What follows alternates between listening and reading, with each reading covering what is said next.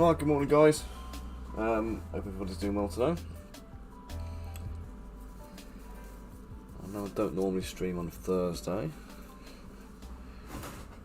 but I've got a bit of work to do on this, and one of our stream regulars, Yair, has asked me to do some supports for them, so that I can basically show them a little bit about the process and Morning, Bunker. How are you doing, matey? So yeah, so basically what I said is at some point Yaya is going to jump on stream and I'm going to drop onto the supports for them to get them done. You enjoying the horrible rainy day today, Mr. Bunker? So whilst I'm waiting for Yaya to arrive, I am going to do a little bit more work on Hannah. So we're going to get Hannah done and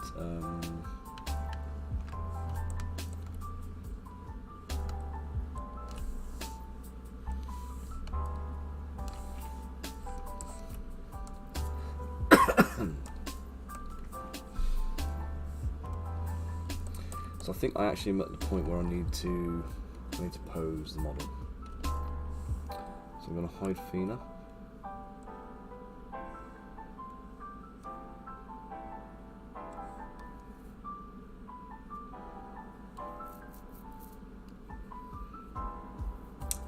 I need to have to think about poses actually. So I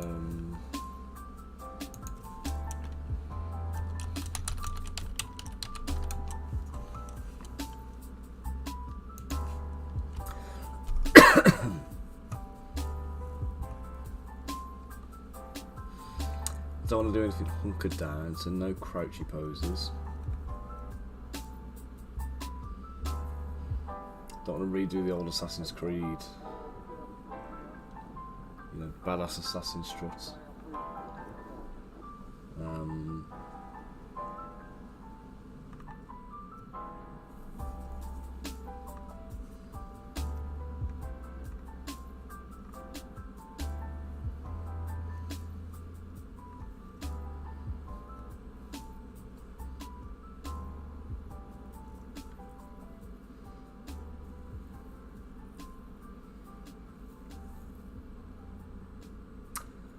Oh, nice. Hang on.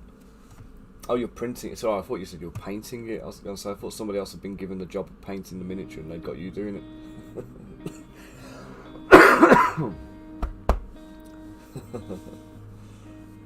Nice, nice, mate, nice. That's what you want. A couple of paint gigs.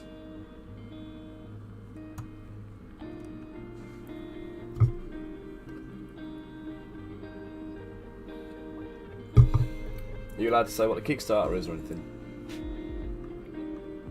Are they asking you to do any like promo on that?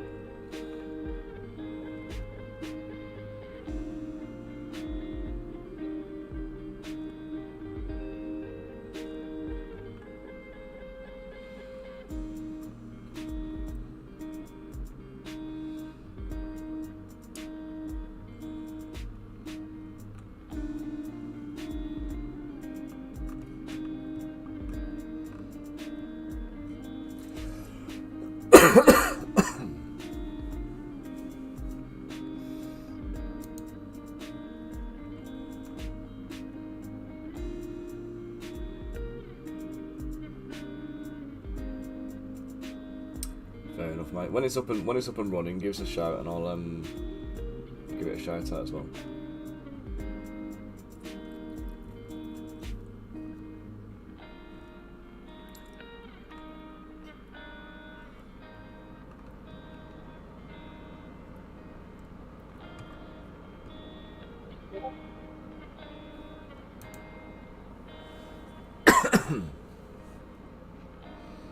Oh, that's pretty cool, mate. Halloween release, yeah?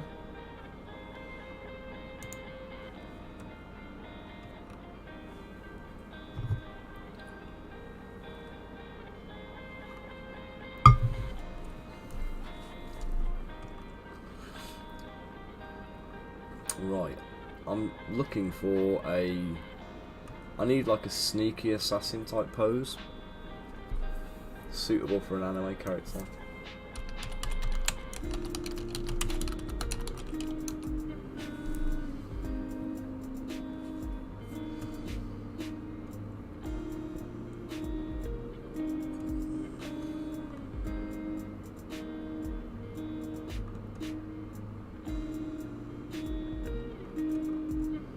Shinobi. So I was thinking Ayami from Tenchu.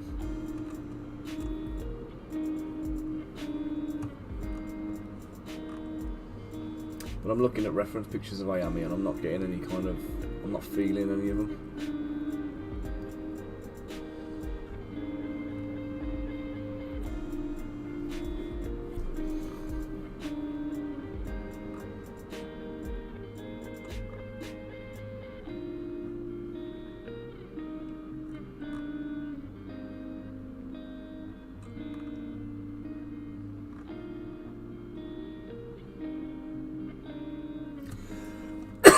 Let's check it out, Bunker. Let's see what you're sending me, mate.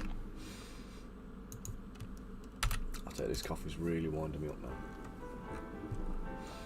Now, see, I like that pose, Bunker, but I don't want to do anything that's like crouching and hunkered down, or that relies on terrain too much. It's got to be kind of a relatively freestanding pose, but something where the characters like that they read well.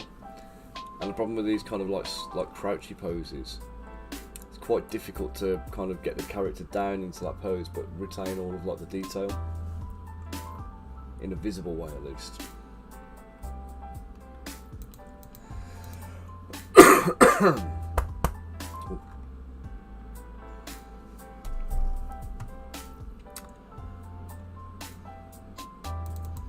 Remove the word anime out of them.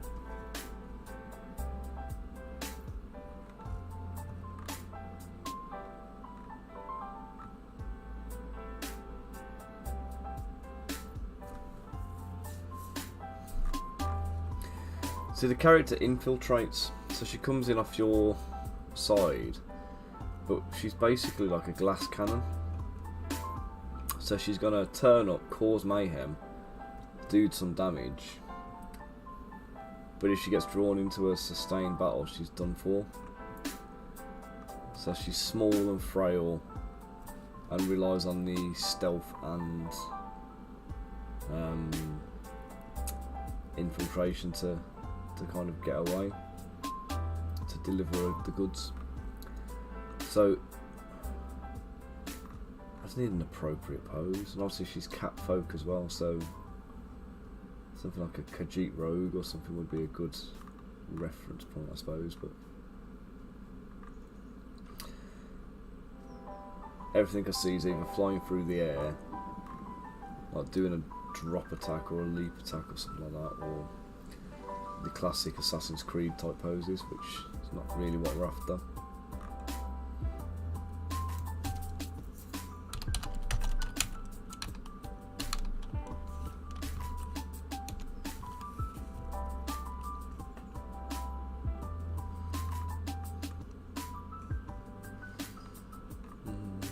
Let's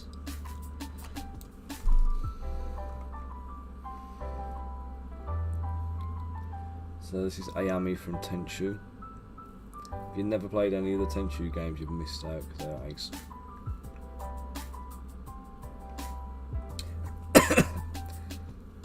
Kind of the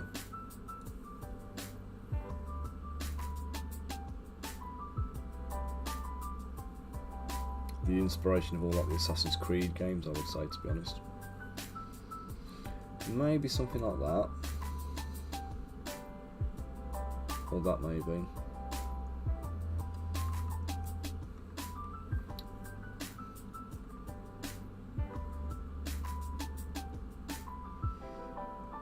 Oh, that one. What do we reckon?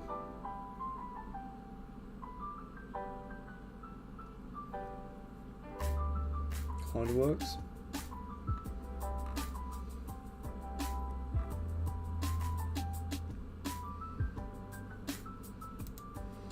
I mean, that kind of thing would be badass, but it's just not practical as a miniature, is it?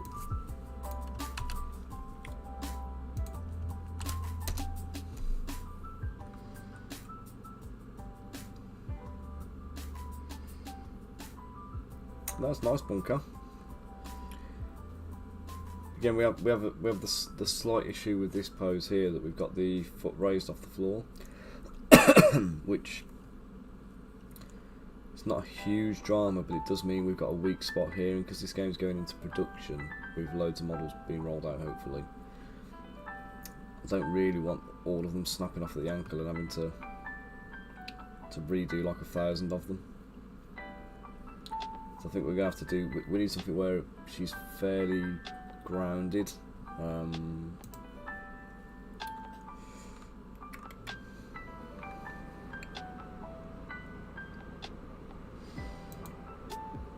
mean, I keep seeing things like this, and they do look badass, don't they? But I just don't know if putting her in a crouch position is the wise idea.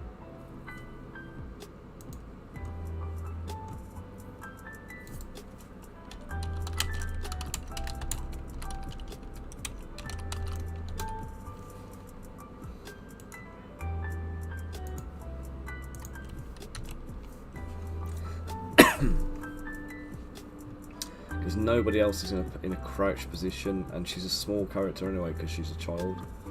So my concern is crouching her down and putting her in that kind of pose.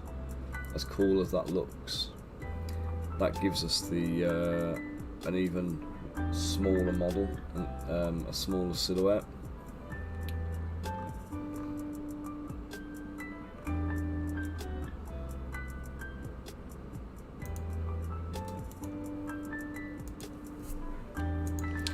Try that one with Max, let's see what he thinks of that. Good morning, Nerd Hunter, how are you doing? Hope you're keeping well today. I'm just trying to find a suitable pose for a 12-year-old dual-wielding assassin that doesn't involve crouching down and creeping around on the floor, or leaping wildly through the air. And do you know how hard it is? Bloody difficult. So I'm looking at Ayami from Tenchu Stealth Assassins, which is a game series I absolutely adored growing up.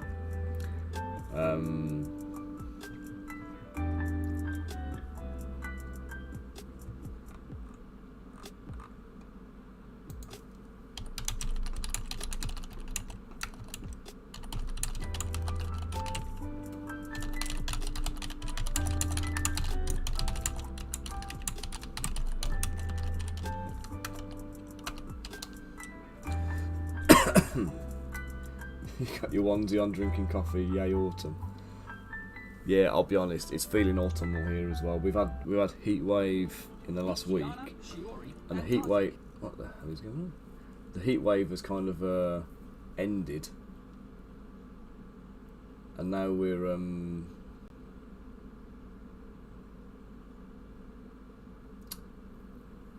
into what do you call it?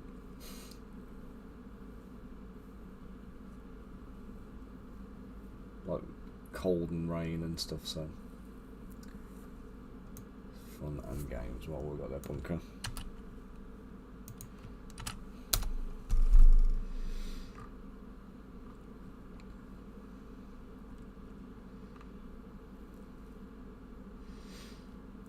Kind of works, but again, kind of has that.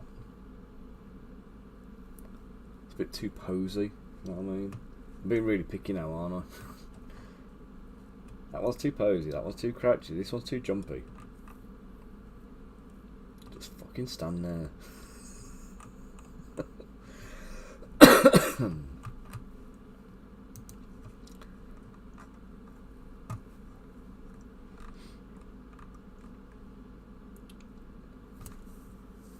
I'm trying to find the pictures of like Ayami like running.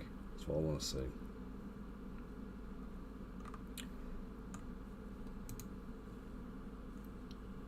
That's no good. Again, that should just tip, the model will just tip over with that.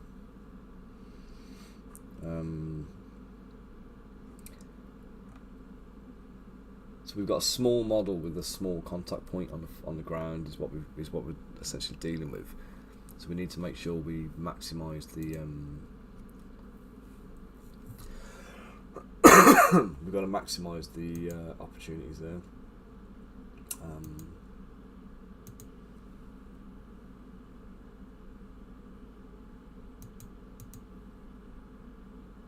Why is that?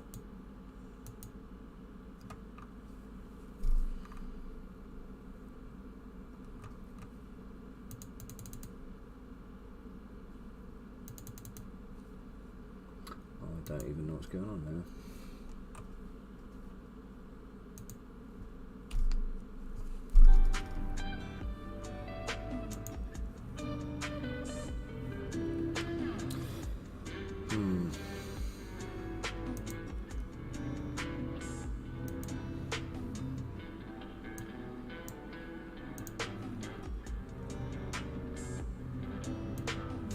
What's that last one you sent over, one cup?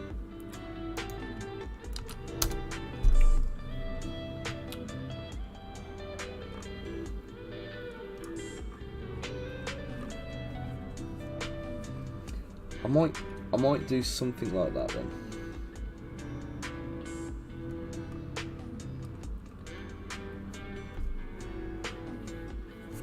But that's the other extreme, that really is just sitting static, isn't it? So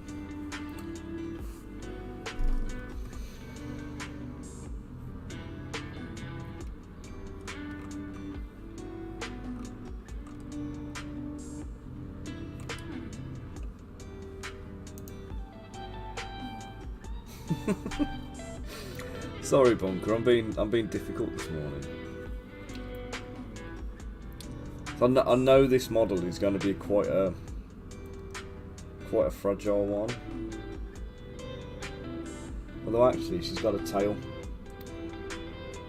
So in theory, I could put like a rock or a branch or something on the base, and we can use the tail to anchor the model down, so we can do a one-leg pose. So we can go for running, we can do a running pose.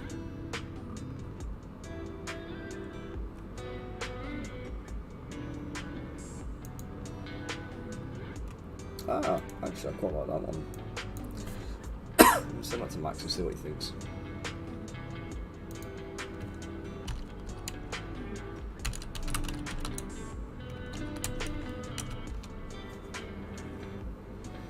I mean, it's quite simple.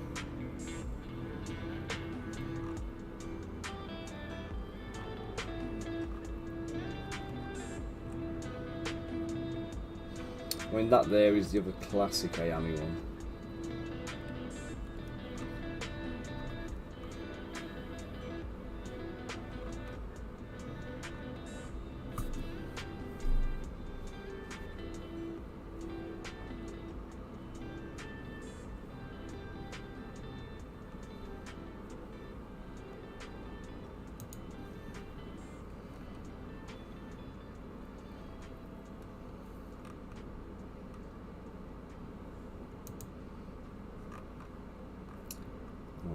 See, that kind of thing could work. That kind of pose could work, because we can use the tail to do the anchoring.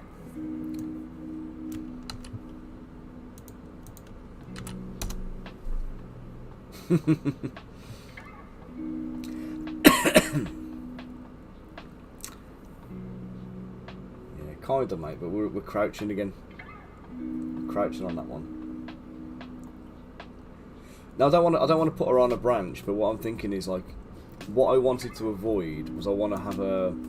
So like if I did a pose like this, for example, this ankle is the only contact point to the floor. So we've got the toes touching, the foot's quite small. This ankle's probably only going to be about 1 millimetre to 1.5 millimetres across. And the entire upper weight of the miniature then rests on that one ankle. So we need to anchor the model somewhere, in some way. Now because she's got a tail, sorry, if I've got some kind of like terrain object coming out of the ground, like let's say a branch or a rock or a crystal or something like that, I can connect the tail to the crystal or to the ground object, and that'll give us the second anchor point in place of the other foot, so we can have the foot raised up and give her a more dynamic pose.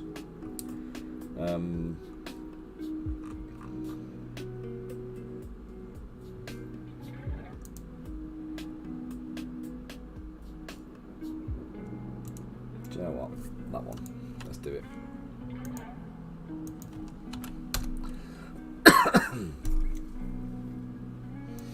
Let's go with that. Okay.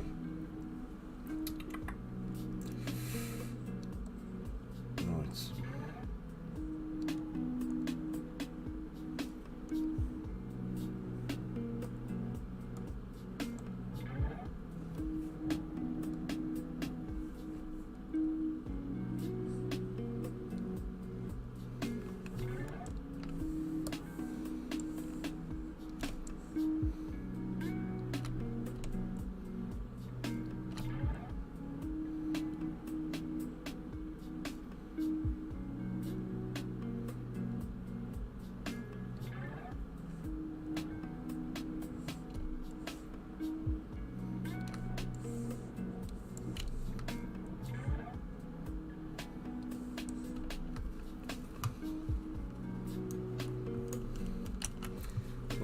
static pose, let's check that.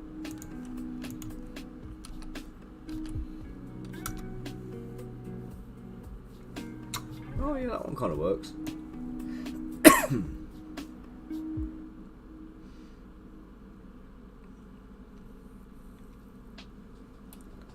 So we've got like bent knees, tail going back.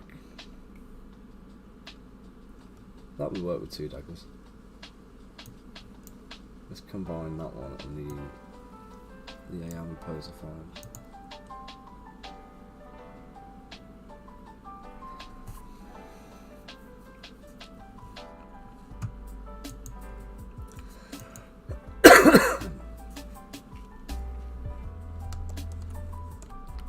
Okay, so I've got a merge visible. Okay, we're going to take the merge. Oh, you bastard. We're going to take the merge one now.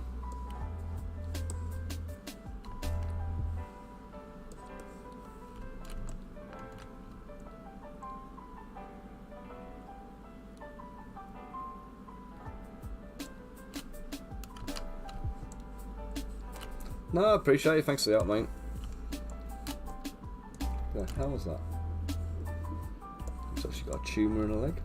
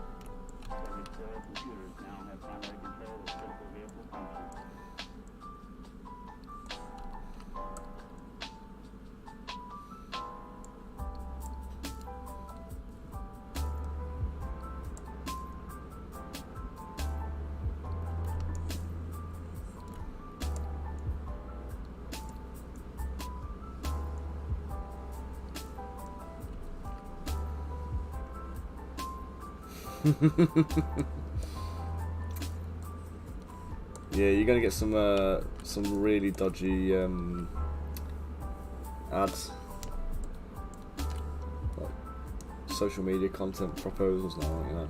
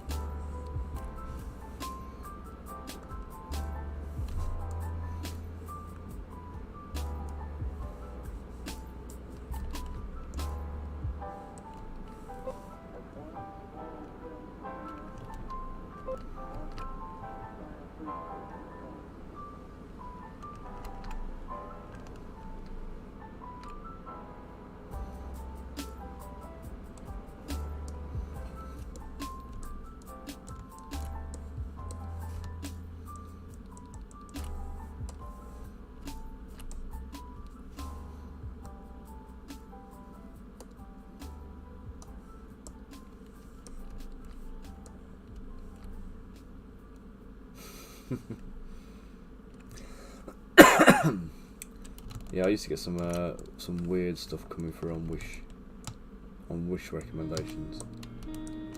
I think I just showed them to everybody though, because there's no way the stuff that Wish was showing was from any kind of search requests.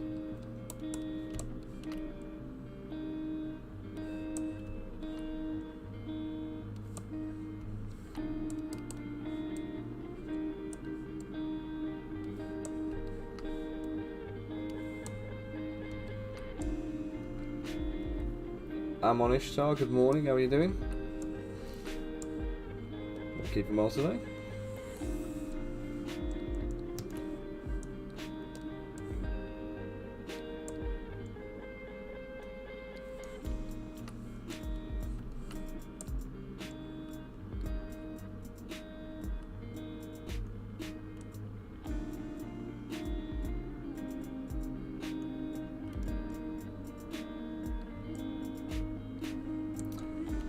Ah, very nice. What you're playing today? What are you playing this time?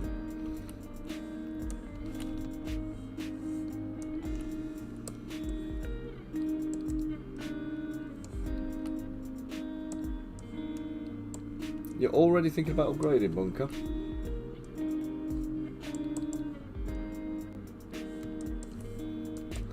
I need to be honest. I need to start getting me. Oh yeah, you were saying about this one before, weren't you, Alan? The German one. I still need to ask Max if he's aware of that one actually. It's fairly up on his RPG games, Max is.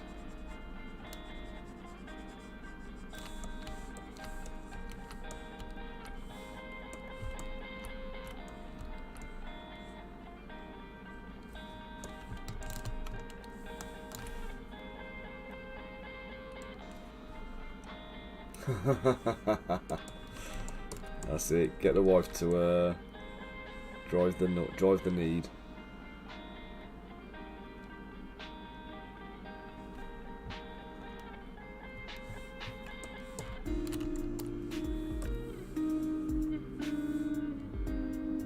Oops. Let's take the base off.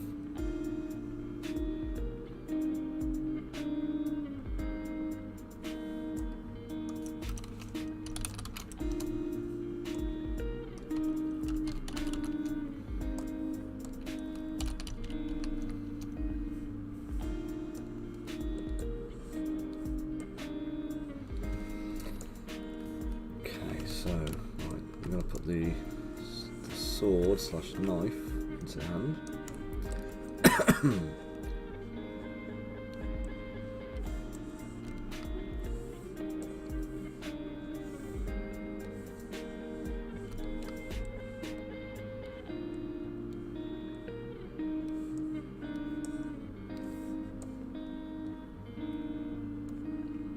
So what are you struggling with, Ash darling?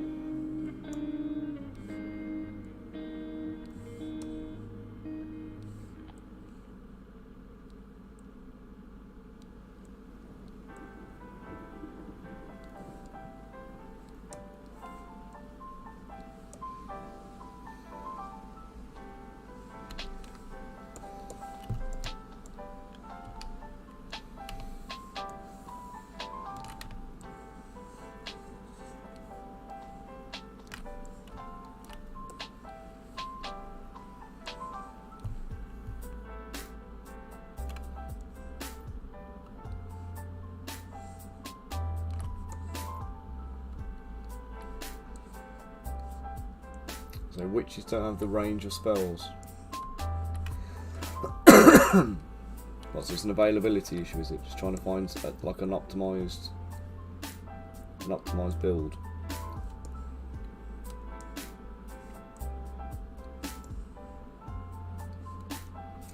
I don't think I've ever played a good character in a roleplay game. All my characters have always been really bad.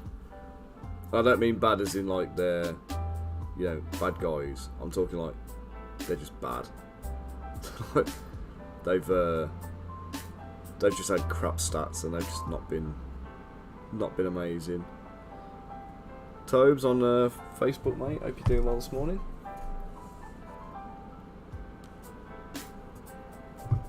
How long do you typically run the games for? Amon, are you on like a one-shot type thing, or is this like an ongoing campaign?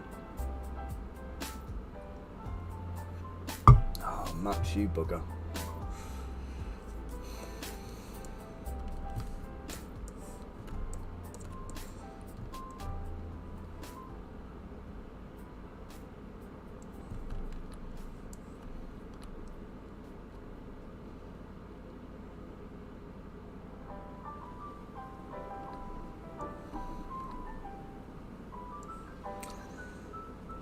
What are you doing to me, Max? Max wants a running pose.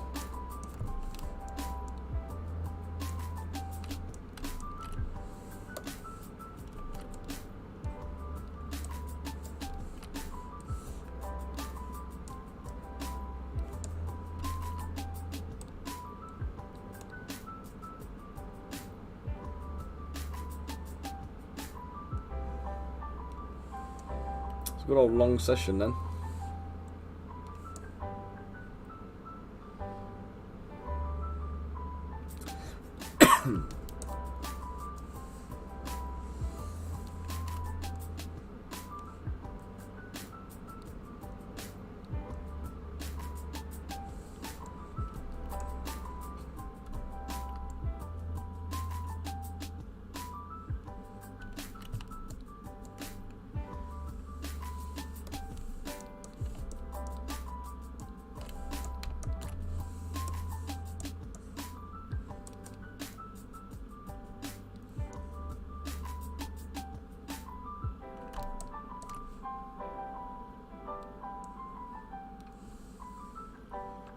Yep, Naruto run, arms back and everything.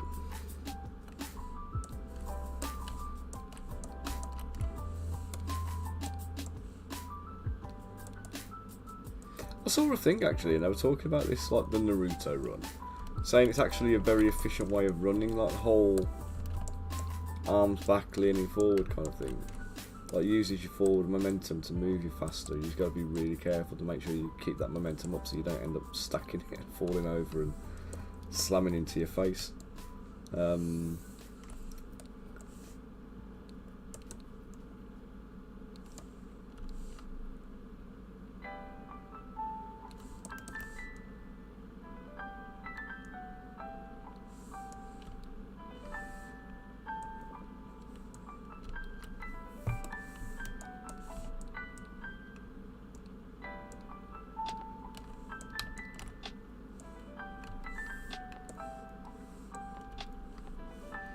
Yeah, see, you lose momentum and you're eating dirt.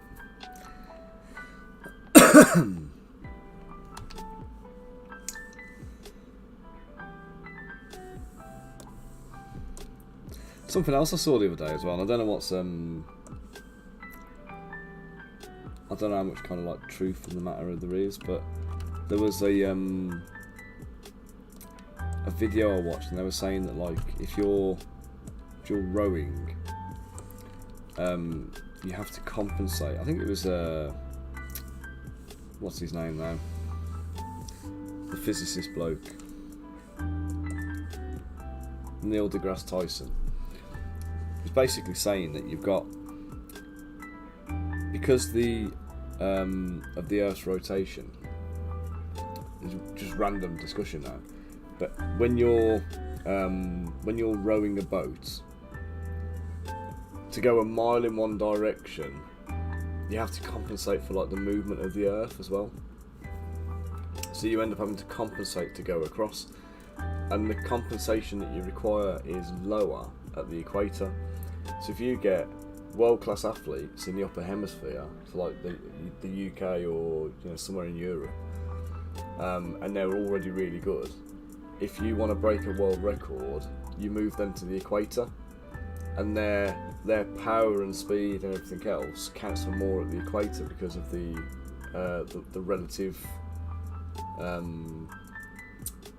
do you call it, compensation of the Earth rotation is less, so they can put all of their effort and all of their energy towards the kind of the linear movement instead, which I thought was quite interesting.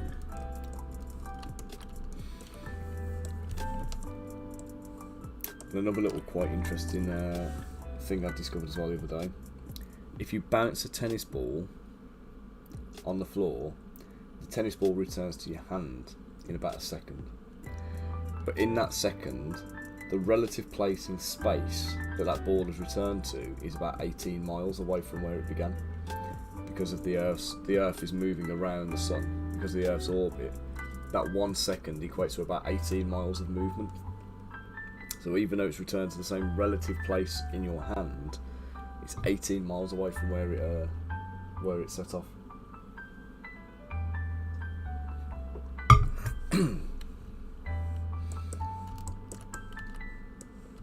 A few relatively random science facts for you this morning.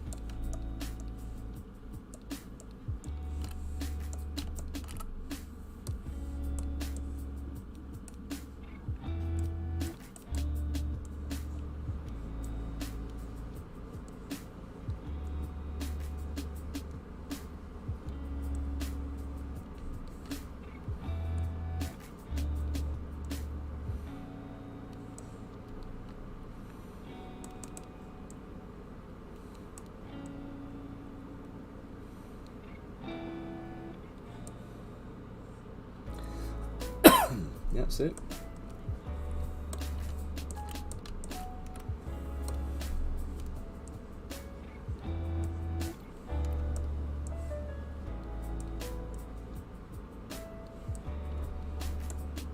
The tennis ball one was courtesy of Professor Brian Cox, by the way.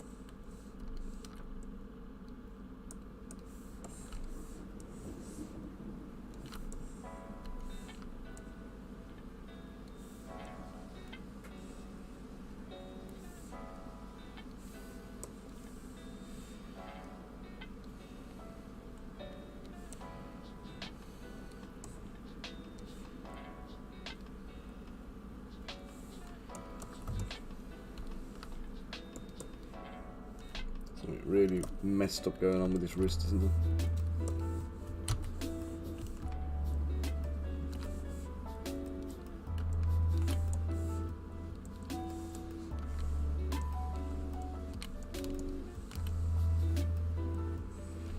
Max, stop sending me sketches with different poses.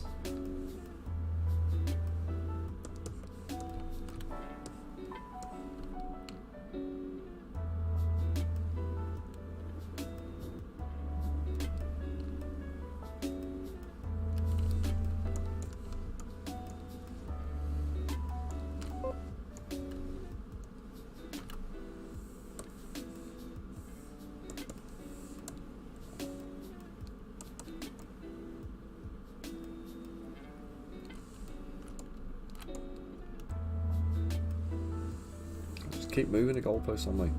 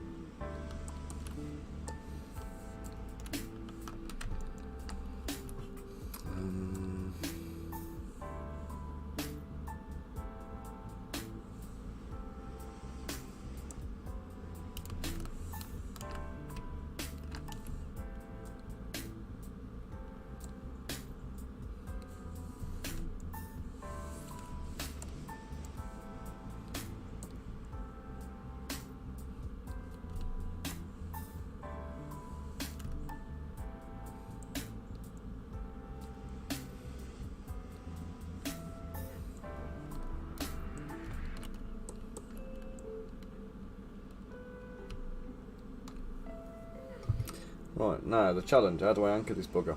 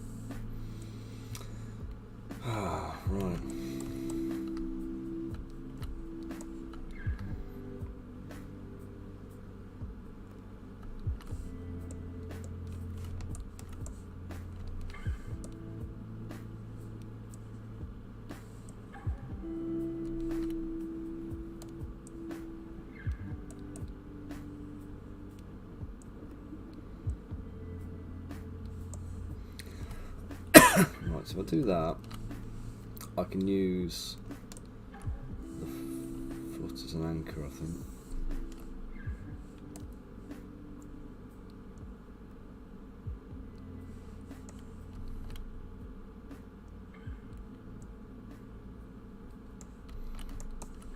So I can anchor the tail, I can anchor the foot.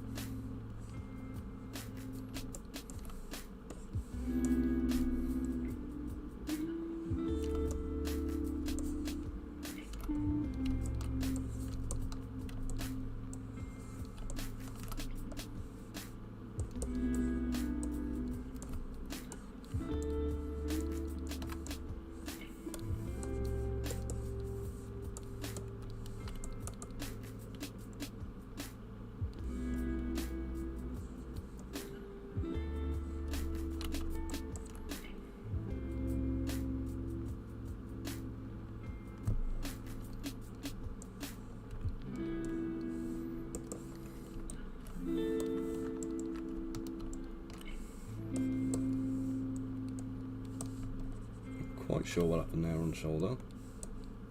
I went a bit manky.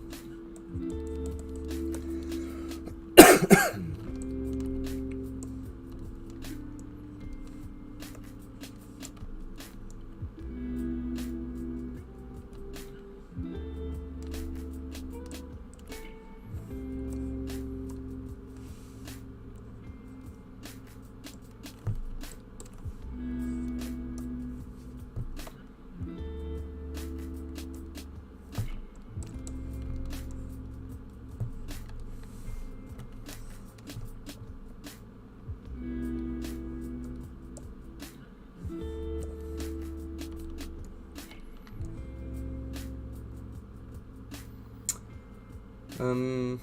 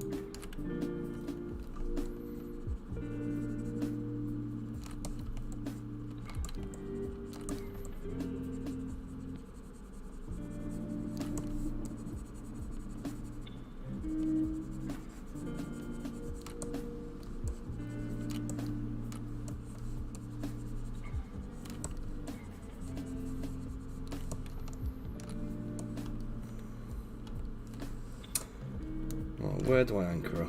Where's the anchor points?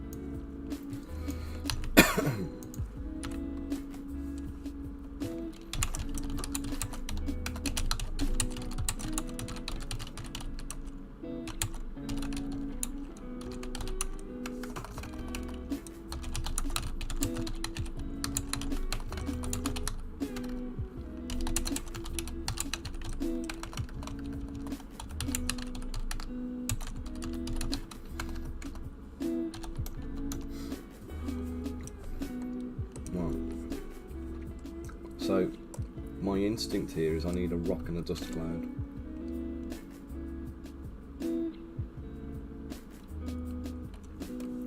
And that overcomes the issues, I think. I'm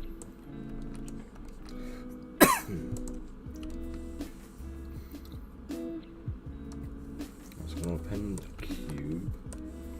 This is going to be my rock.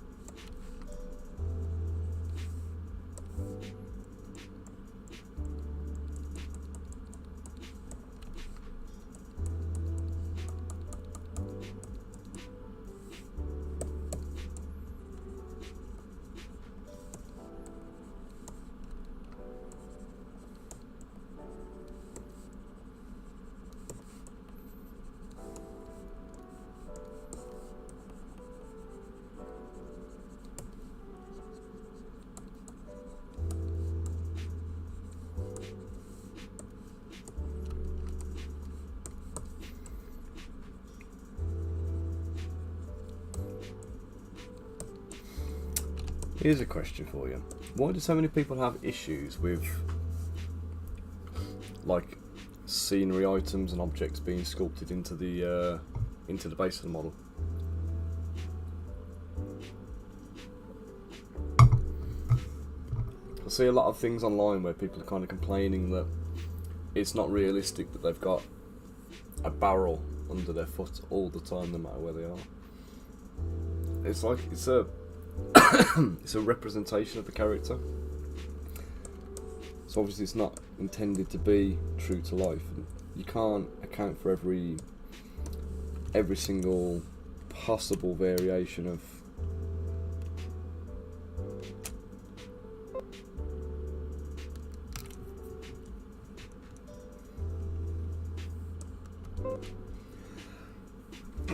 oh god.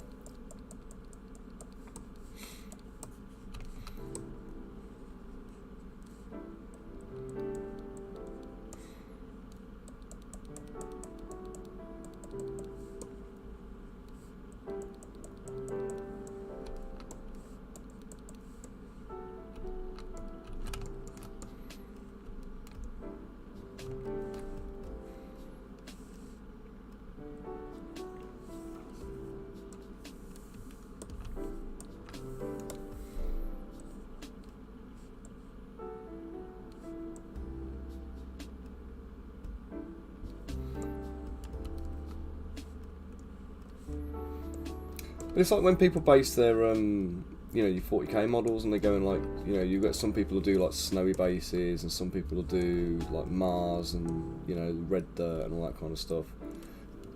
There's always different people have different ideas about things, and like when you play against your opponents, you can't choose your opponents based on how they've based their own models. Do you know what I mean? It's not practical. So short of putting every single model on clear acrylic and never doing any kind of basing of any kind at all, you can't really do it, can you?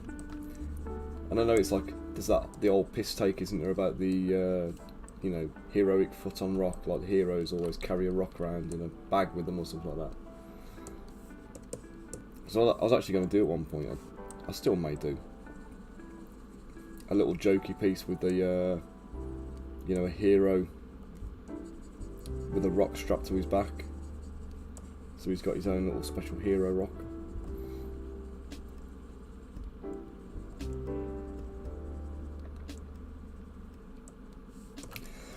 But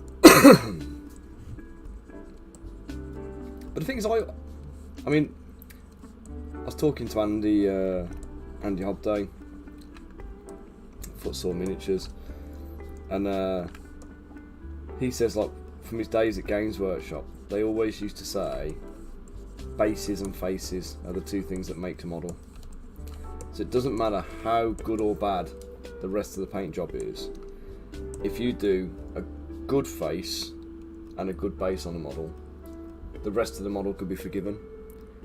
Whereas if you do an amazing job on the rest of the model and then you screw the face up, or you do a naff base, then it brings down the whole kind of project.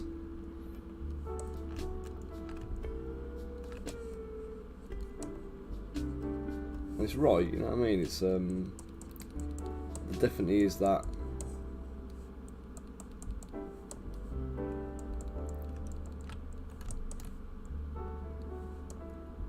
Hey, Painted Dragon, how you doing? You prepping for your Sculptober stuff at the moment, or you got your plans in so you know what you're doing?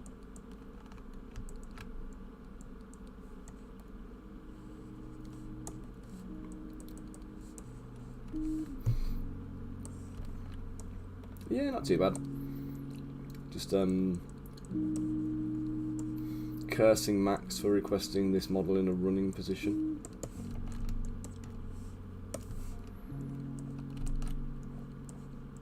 Because obviously it's one of the most bloody awkward things to try and have to do, is a model whose feet don't even touch the floor.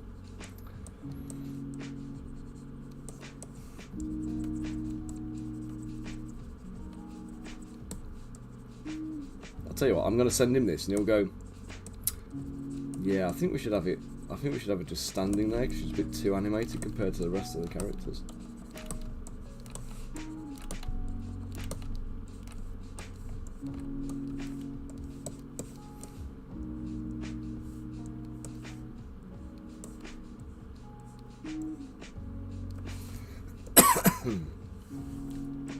Well, there is that. Yeah, I've got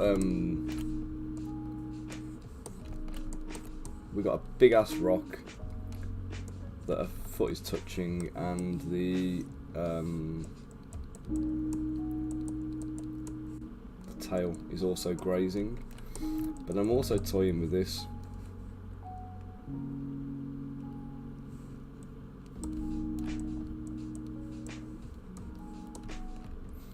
I need that to contact there really, so we've got a little bit of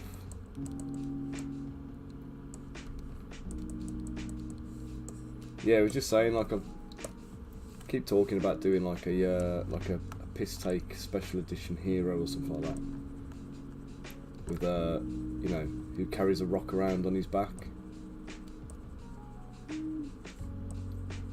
like literally just a rock strapped to his back, ready to bust out for any time he needs to do a hero pose.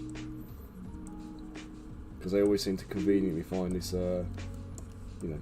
You imagine the heroes looking around, you know, they're around the ruins, and everybody else is like treasure hunting or whatever else, and they're looking for things, and he's there kind of going, oh no, that'd be a good rock to stand on. My foot would look awesome on that. Hey, morning AD, how you doing?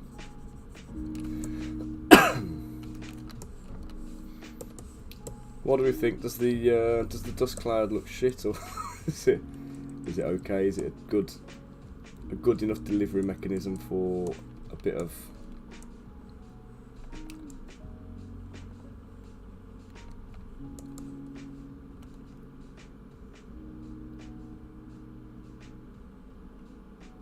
yeah, you're right, the sculpted grass tufts on the horses, no matter what environment they're in, there's always grass by the feet. A spreadsheet for Black Desert? What's Black Desert?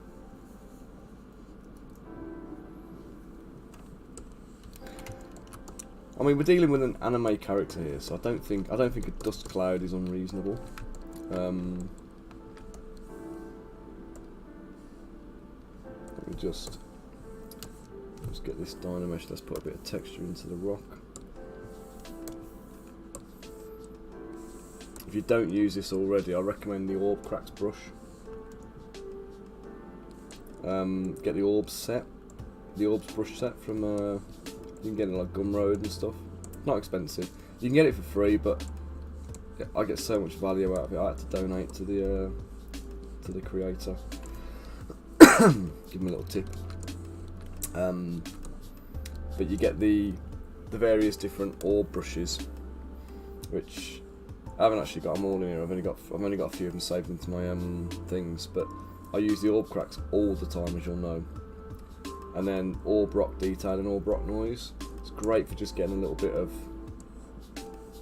something in there, just to make something that's, you know, make something look a bit rocky.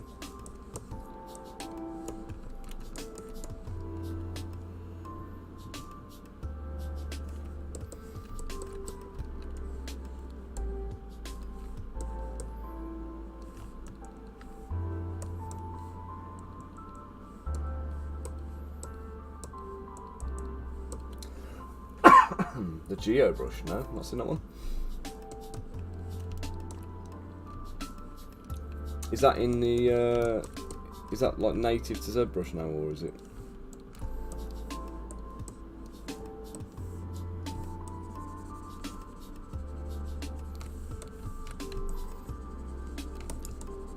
So I'm not upgrading to the latest version. No, I've not seen that then.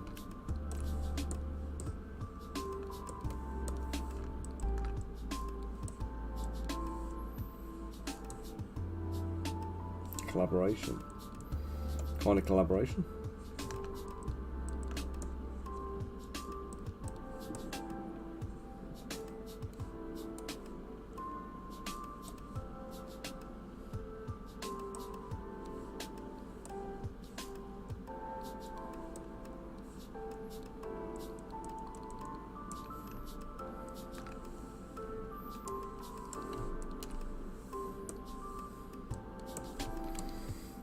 My tail's looking a bit mangy, isn't it? Let's get some smoothing going on and make it look a bit more tail-like.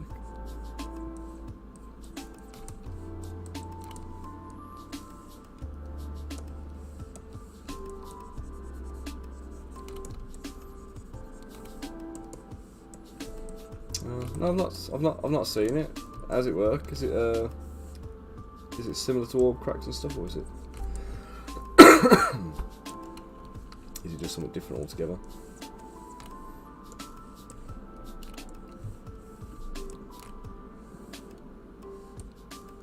Shit.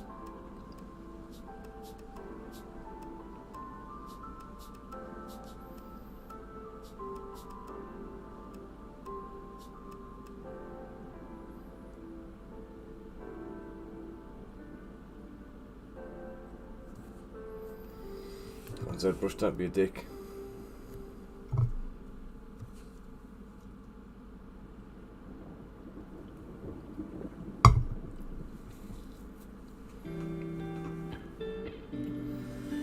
Oh, it's gonna be a knob, isn't it?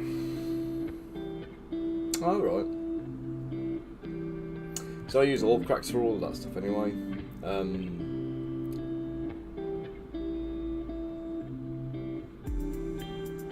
If Zbrush doesn't die on me, I'll show you how I use the orb cracks brush.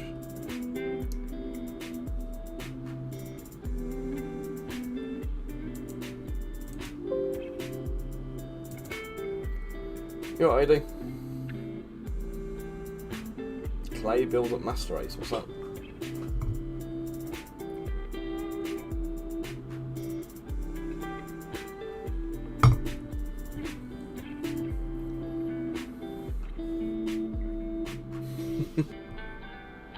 Oh yeah. It's the one brush I use. So for me, the ones that I use all the time, obviously move brush. No, I was wondering what you meant, master race. No, so we've got like the move brush I use, obviously the snake hook, move topological I use sometimes, but that can have a little bit of a weird. It can leave weird artifacts on the mesh. I find move topological. Clay I use very rarely. I tend to use that if, say, if I've used orb cracks or something like that, and I've carved something in, and I need to infill that area. Oh, I think I'm gonna have to just call this a fucking loss, aren't I? Let's try wait for program, see if it will recover.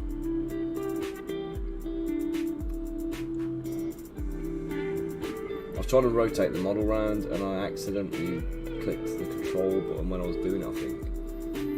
And I was I was trying to isolate the tail. And instead of clicking control and clicking on it. No, I clicked. So you know when you have select rectangle and you click on something and it kind of isolates it. Well, I had slice curve on instead. So when I went to invert my mesh, instead of inverting the mesh, it started trying to slice. And for some reason, it just went, yeah, I don't think so. But I've had it happen quite a few times in the past. It's like, it's a regular occurrence, this is. But it's not regular and reliable, doesn't do it every single time. Yeah, I'm going to have to nerf it now and fucking hope for the best and hope I've got an autosave somewhere.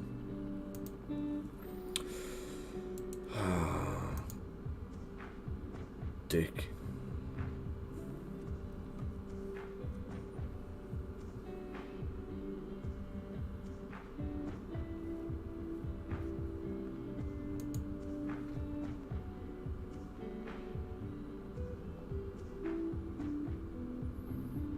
Yeah, I'm not even using the latest release. I'm still on 2022.05. Because basically this does everything I needed to do and I'm not paying for the upgrade.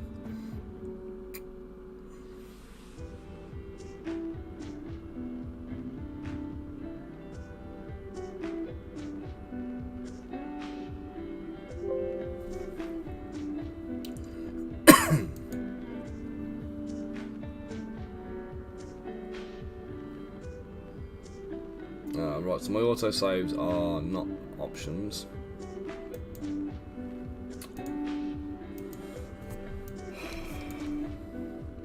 Bastard, bastard, bastard.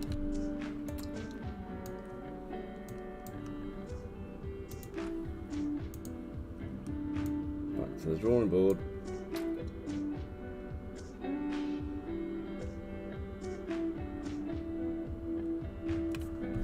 See, I would be tempted to not put LEDs in there, to be honest, mate.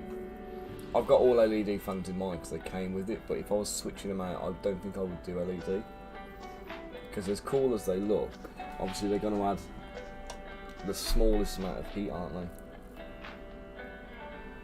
And I think I'd prefer to avoid the heat, given the choice. I'm trying to see how many fans I've got in mine. I've got like 1, 2, 3, 4, 5, 6 fans that I can see, and I think probably 1 or 2 that I can't.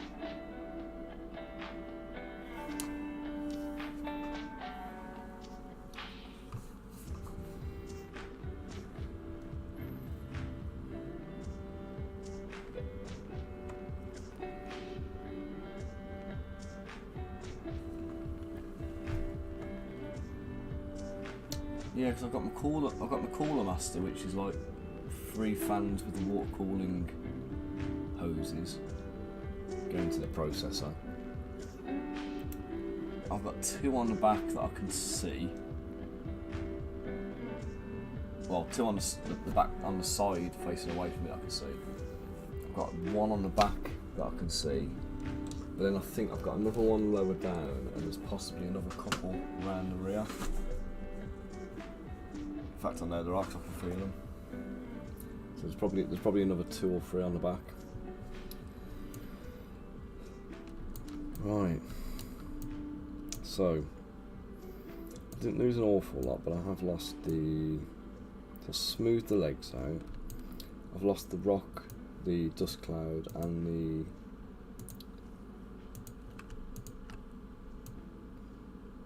the tail alterations.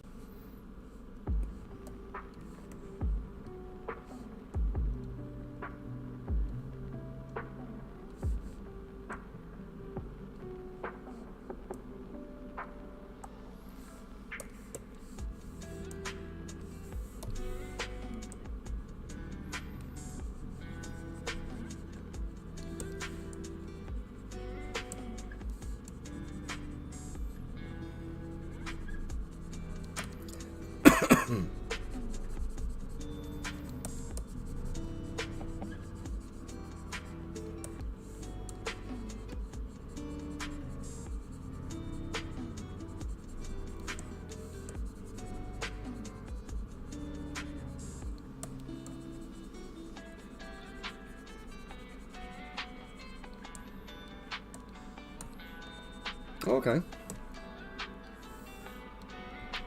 Been a long time since I played. In fact, did I even ever play Overwatch? No, I'm thinking of Destiny. I don't think I've ever played Overwatch.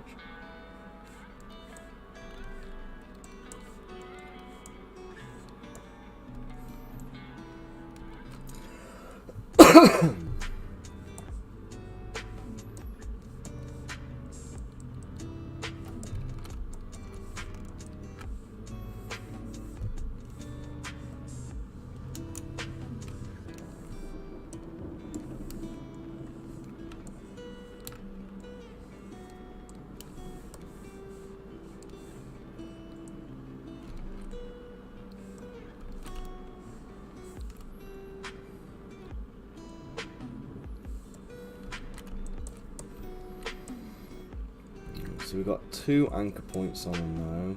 Let's get the dust cloud back in.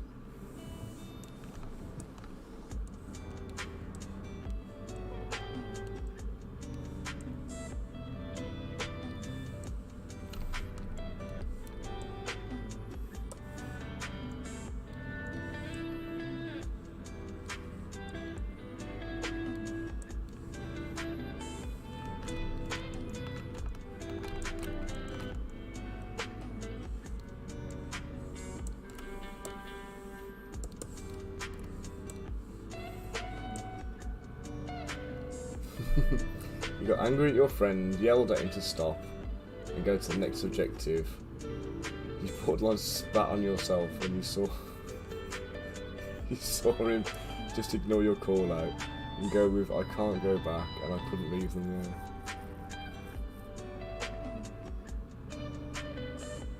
Oh.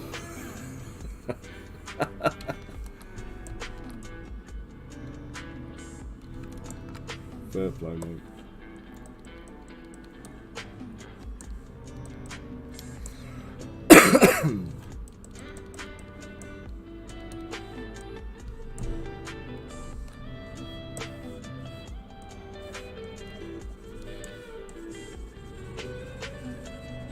Yeah, I think I've said before, I'm a very antisocial gamer. I don't tend to play any games that that need me to play with other people.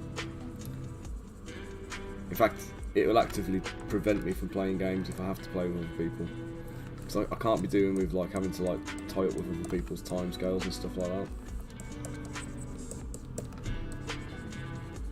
It's not that I don't like other people's company, but like if I'm going to play a game, I don't know when I'm going to get the opportunity to play, and I need to do it on my own time without having to try and organise it. And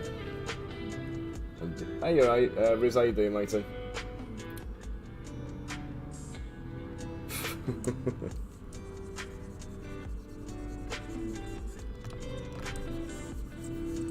How are we doing today, dude?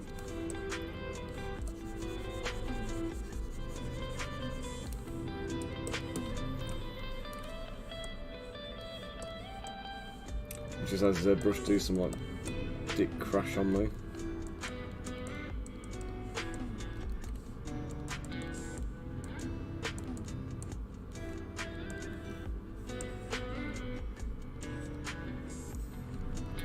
Clay tubes are the best. It's alright, I prefer clay build-up personally.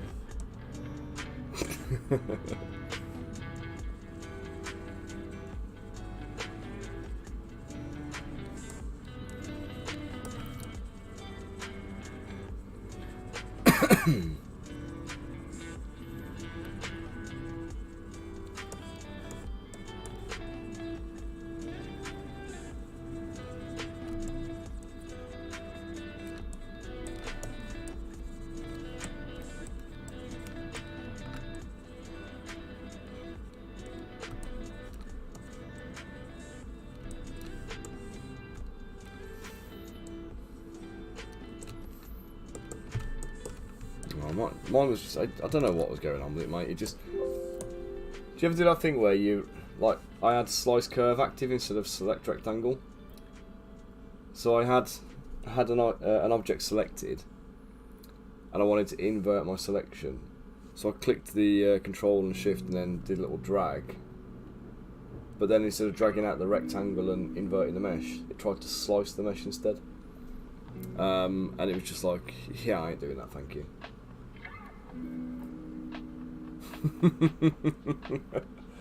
Pen slaves, I like it, mate.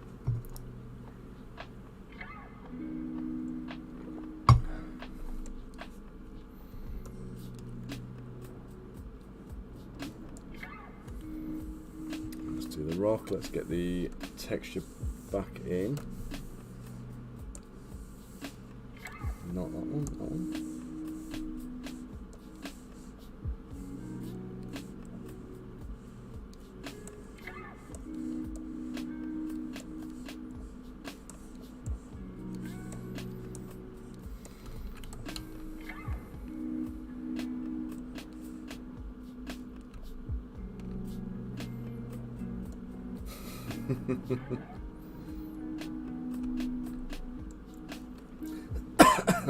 I don't think it's that kind of drag.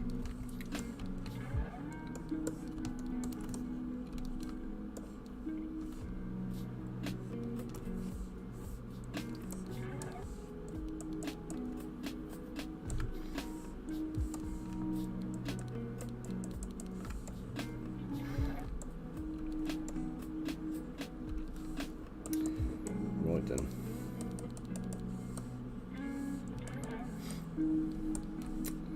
That'll do.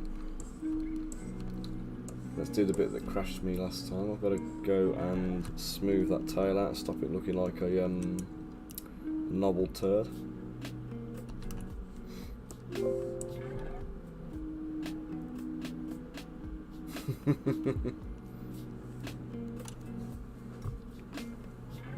Good to know, Aid.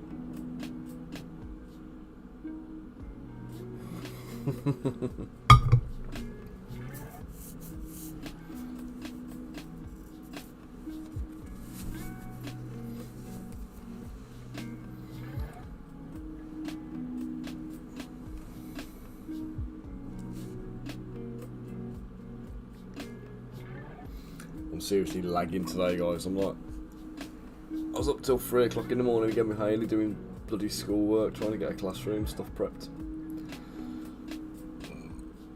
And she like properly frustrates me with her working methodology. See what you think of this, guys. Right, so she's making labels to go on drawers and stuff, and little bees with pictures of the kids on that have got to go on some kind of chart. It is, mate, it is. It's thickness, and I've dynameshed it so I can just get sculpting on it now that it's all posed and stuff as well.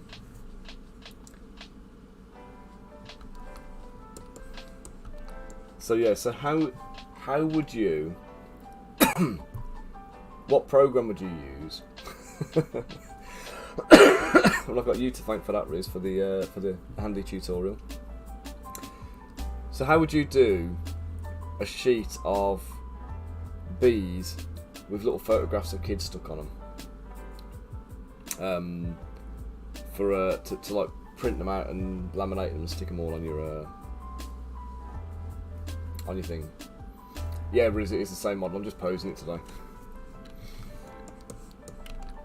So what I wouldn't do is what she did do, is use Word.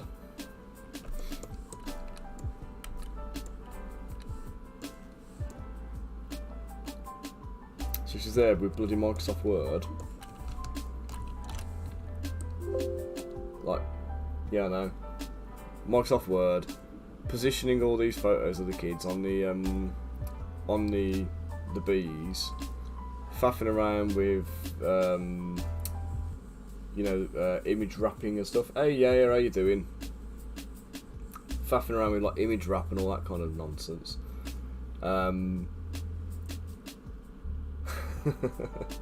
You do everything in Excel. So she's doing all this stuff anyway, but she's doing it on a laptop, with the laptop on her lap, with her legs twisted at a 90-degree angle. So she's got like a whole hips are twisted, and she's got like her legs tucked under. Like, only women can possibly ever sit like that, and I don't know how she does it without crippling herself. So she's basically got the laptop rested on the side of her thigh, which like it sounds like contortionist business to me, but it's like when I try and explain it, but that's what she's doing. And then she's leaning back in the sofa, and she's using the bloody trackpad of the laptop. So like, I'm sitting there kind of going, which one was the trigger word there? Painted dragon. Was it Word? So yeah, so it was. Yeah, oh man, I don't get it. She's just, and I'm saying to her, just, she's falling asleep all the time. She's like, and I'm having to like give her an elbow and say like wake her up, and then she gets arsey with me because I've just woke her up. And I'm like, sit at the table and use a mouse. Oh, I'm not sitting at a table and using a mouse. It's like, what? Yeah, I did health and safety for the best part of about 12 years or so,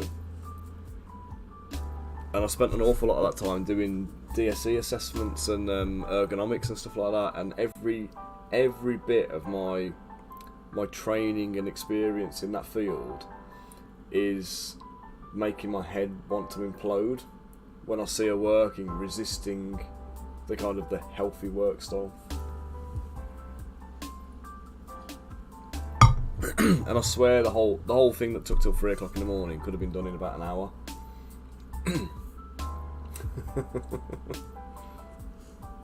She could have done it in an hour if she'd just done what I said and sat at a table and just got on with it. So, right, guys, I've promised Yaya that I'm going to do some some supports at the moment. So I'm just going to save this. I'm going to switch over and get going with the little support session. Okay, so here's the files. So I wasn't sure how to get them done. Wanted some support, so let's put them in. Something I just wanted to check, and I don't know if there is a need for it or not. Yeah, these are Yaya's models. I'm guessing, is this from the experiments you did with the creating the alphas in AI? Nice. Should there be any holes in this one before I chop it up for you? So obviously I'm not sure what these are actually for, but I assume they were going to get, when I saw the holes in this one, I assumed it was going to be like threaded onto something. But then this one kind of doesn't have the holes, so they could just be part of the design there, but I thought I'd check before I do the supports in case it's... Do you need the holes in there before we support it? Because it might be more difficult to switch it out later on. Oh, you're going to drill them into the final piece? Oh, fair enough then. Okay, so the one little headache we're going to have here, I think, is this area here is potentially creating like a suction cup. So you're going to get a suction effect going on in here. So we're going to have to just be a little bit careful about the orientation of it. Possibly, I think, going this way round.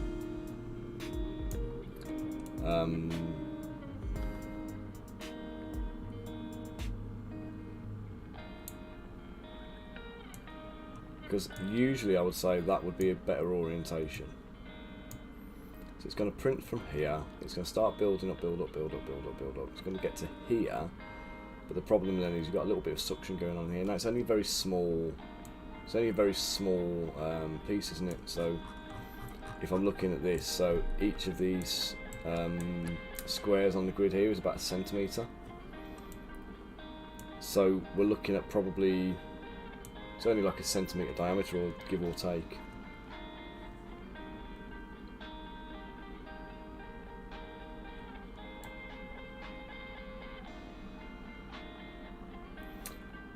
I think what we'll do...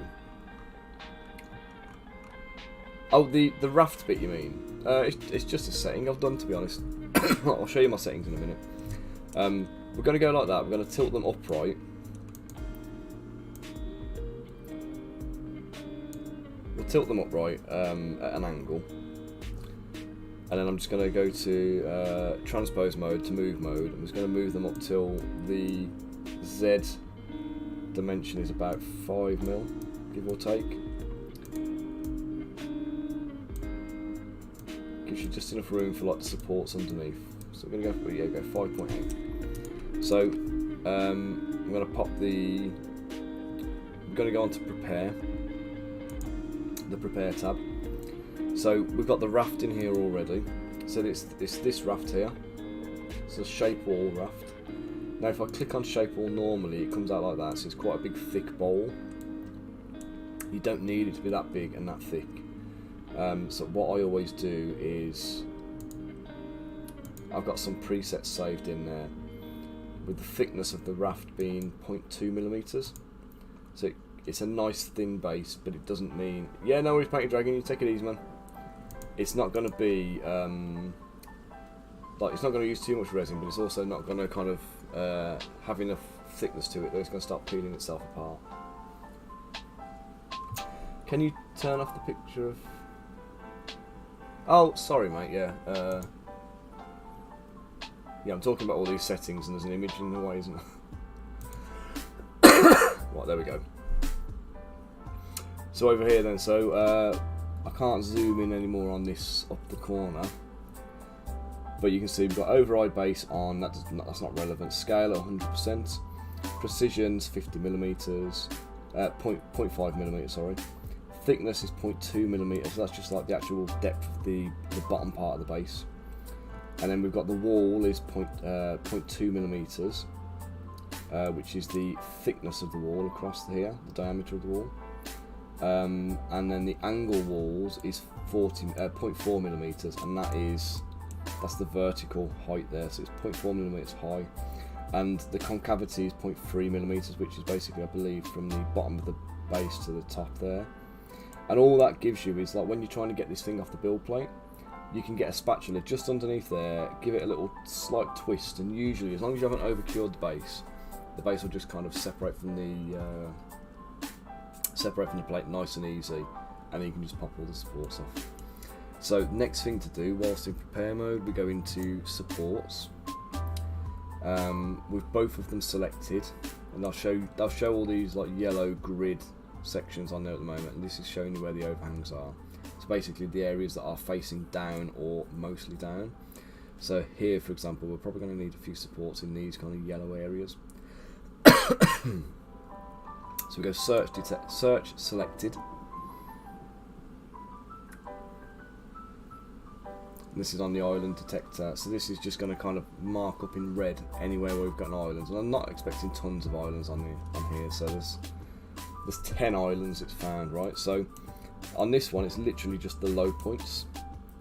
So I'm going to put one in the bottom there, but then we're going to go 2, 3, 4, 2, 3, 4. So this is our anchor. So for an anchor, what you want is something that's going to hold the model in place. So usually you're talking something with a bit more meat to it. So you can go for like a heavy support, for example. Like my heavy supports are 0.48 millimeters. But rather than using 1.48 millimeter tip, I would prefer to use 3.24 millimeter tips, because these won't damage the model, whereas that will. That removing is going to leave a divot. So 3 of these in close proximity gives you the same, or gives you 50% more surface area than one heavy support. So when you're doing that, if you pay careful attention here, you can see these ones are touching, and then we've got small gaps, right? So the small gaps are necessary to make them remove easier. Okay, so back onto here now, we're just going to go around the perimeter. Small gaps now, and we're just going to put a few supports at intervals around the outside.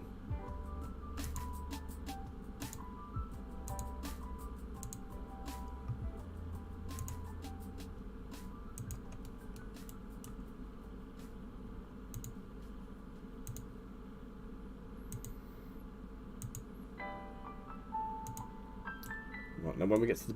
Oh, that's got to come out actually.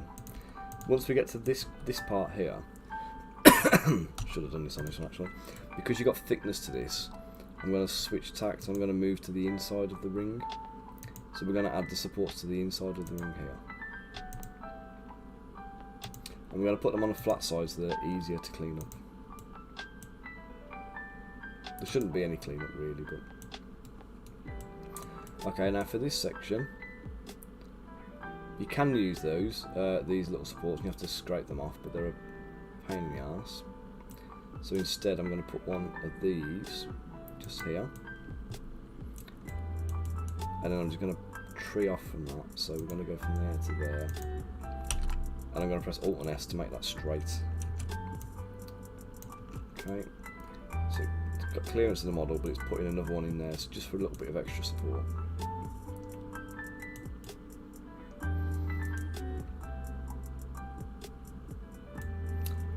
Yeah, Alt and click. So if I hold Alt, I can click onto the thing here, and then the back end of the support, instead of going to the floor, goes wherever I want to put it. And if I take it onto another support like this, it will join on, so you can parent it into the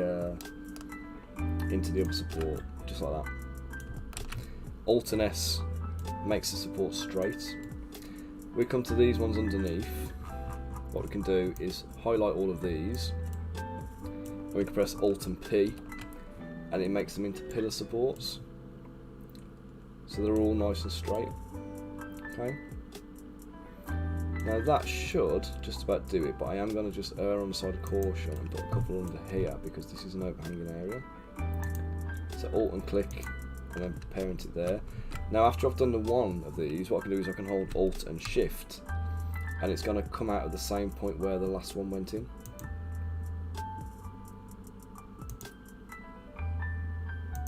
Okay, so we've got a little cluster of supports there, holding that in place. We'll do the same. I'm going to put another one over here just to be safe.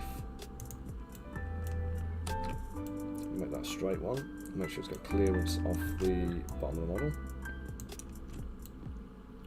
Okay.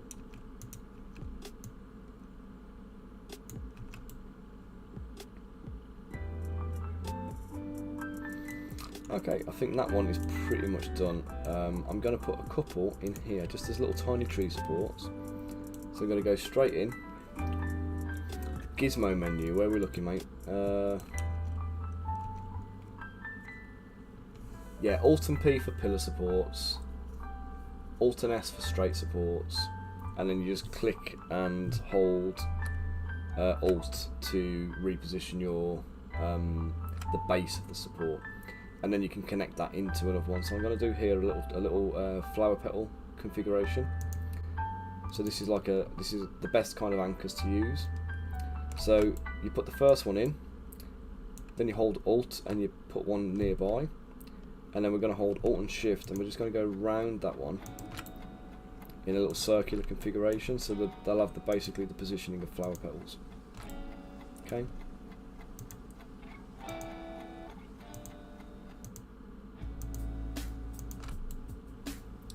So that little tree, that'll just pull out nice and easy, that way you won't have to worry too much about that. Okay, so that first one is all done. Yeah, it's all recorded. What we'll do is we'll snip this out as well and post it up in the Discord or save it as a clip on Twitch or whatever. So right, so we're going to do it again. We're going to do a little tight row of supports where the bottom island is.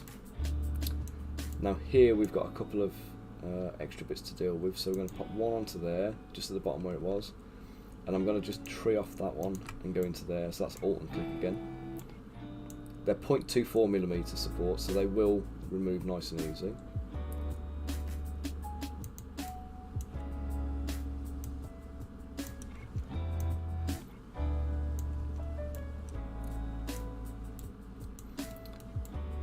So around this side then, same again, so we're going to put one on there and then we'll tree off to that one.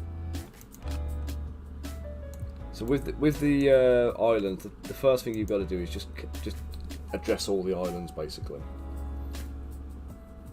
Yeah. What's the gizmo menu? Sorry, I don't know which one you were talking about, which one we saw. Was that when I was rotating the models, or? So again, we're going to go around the perimeter for the first half on the outside. Right, so that is this one here, sorry.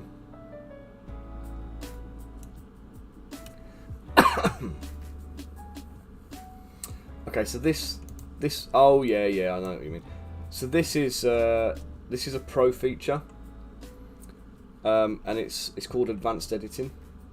So if we'll see on supports, we're going to manual supports over here.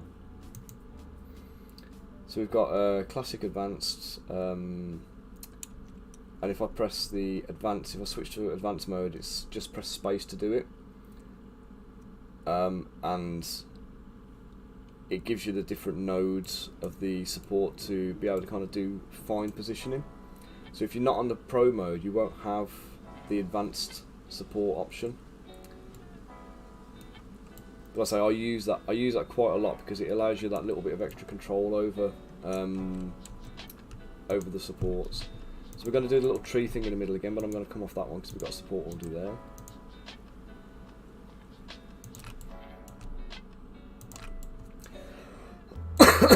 Now you can use the grid on this for spacing.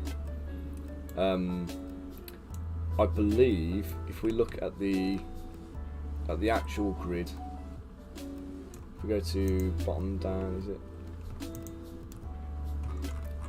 So you can see this line here cuts through the grid here, and this line cuts through the grid here.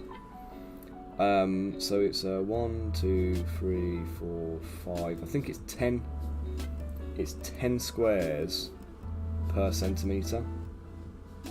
So the grid here is they're basically like 1mm squares.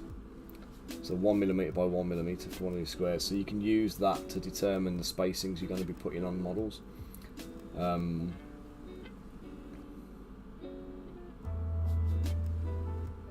Yeah, and honestly, yeah, it's well worth paying for as well.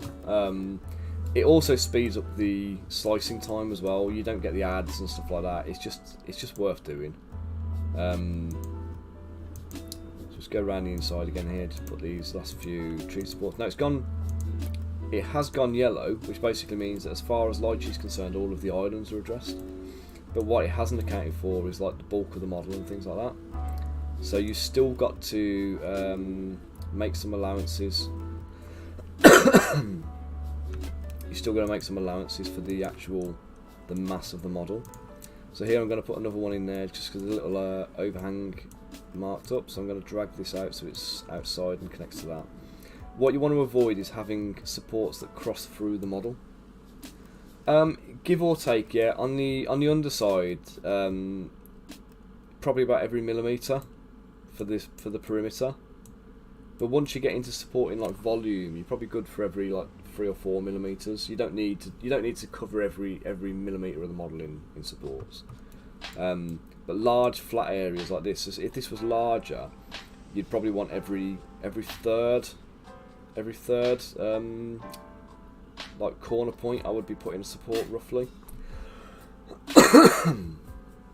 So over a centimetre space, you're probably going to have, what's that, 1, 2, 3, say 4 points spanning a centimetre. So you'd have like a 4x4 grid.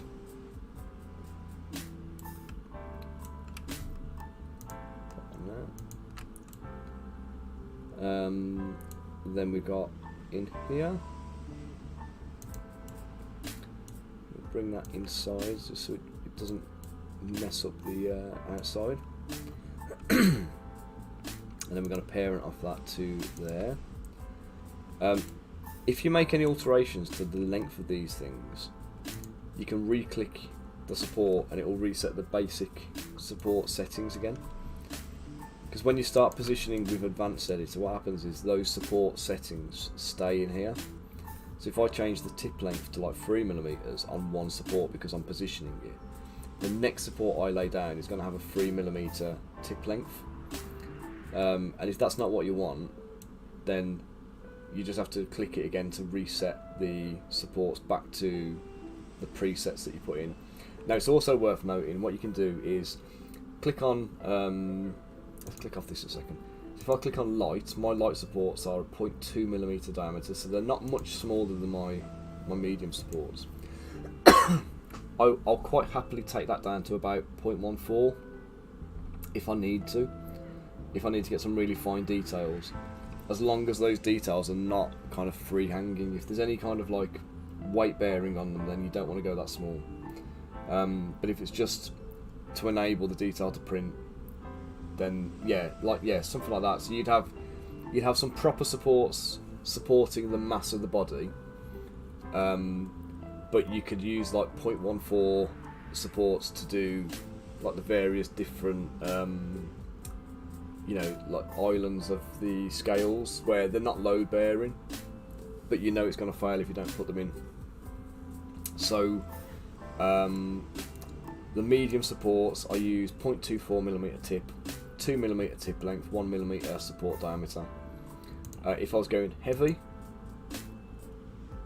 load bearing, not low bearing, sorry. So example of load bearing on these models. So this bit here, for example, has got the mass and the weight of the rest of this circle here, like hanging on it. So if we don't put a support here that is strong enough to hold the mass of this section, then it's going to go flat, and it's going to break off. Not break off, but it's not going to form properly, and you're going to end up with a print fail. So you need sufficient strength in the supports to be able to take the load. Whereas when we come around to this side, we've got the fleur-de-lis on the side. We know we've got the loads accounted for, the weights and the masses, they're all dealt with because we've got the supports in places where we need them.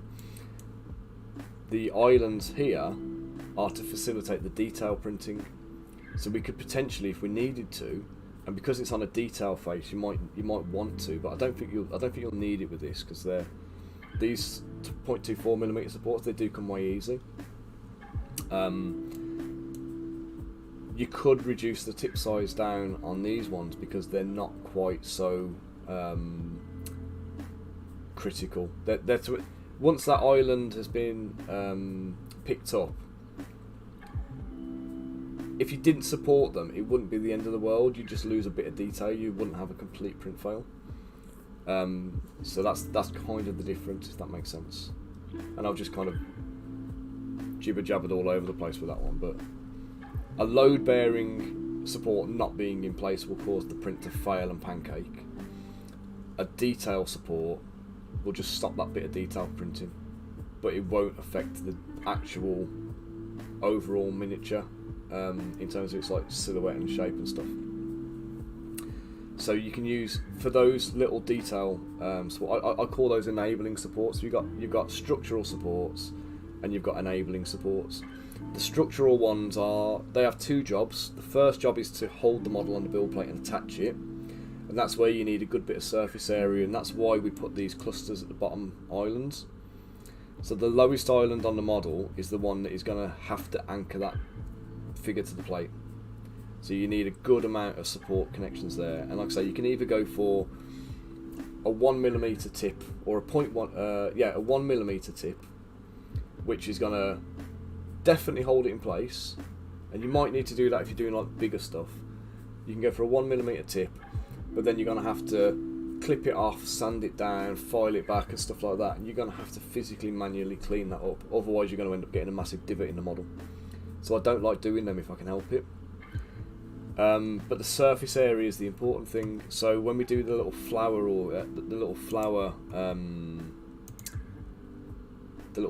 arrangement of do you know what, let me just see. I've done an article and I don't know if I've published it yet, but I've definitely written it. Okay, let me just grab my my draft article and I'll put it up on screen to show you, because I've put a graphic in there that kind of illustrates what I'm talking about.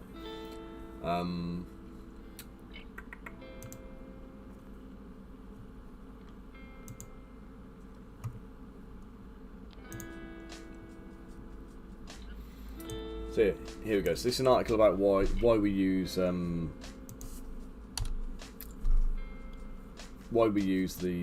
lychee for the models. So this here, when we're talking about a flower configuration, so if we say each one of these is a 0.24mm tip, so you want the tips to be spaced apart, so there's a gap between them like that, but then you want the actual body of the supports to contact. So the actual vertical upright part has the added strength of having 6 supports all connecting. So you've potentially got like a 6mm diameter on the upright, but then you've got a 0.24mm contact point. So rather than having the big 1mm heavy support that's going to divot the model and break it and cause surface damage, you've got 6 small contact points that will break away nice and clean, but they still have enough grip strength and enough surface area to hold and anchor the model onto the build plate. So the demonstration here, instead of having 1mm support which is going to damage it, what you've actually got is a 1.44mm contact area that causes no damage. So a configuration like that is is better and more preferable than an actual physical solid mass. And you want that, or something like this, like a line of supports, or that little flower arrangement thing at the absolute lowest island of the model. And the lowest island, you can always tell it, because when you do your slice like this and you go to bottom, as you go up, it's going to be, in fact, let me just turn visibility of supports off. So it's going to be, as you scroll up from the bottom, here now, so these bits that appear at the beginning, this area, that's the lowest island of the model, and that's the bit where you need your anchors, because if that detaches, and if that's not sufficiently held, nothing else after that is going to kind of print properly. You're going to end up with a pancake at the bottom. You can put your anchors elsewhere as well, so you can put them up here, and you can give them in like large flat areas where they're easy to remove. And the bigger the model is, the more of these anchors you'll probably want to put on. But for what we're doing here, it's a small model, you don't need to go over the top. The volume of supports I put in here, honestly, probably overkill, but you're still going to have, you know, a pretty easy time trying to deal with it.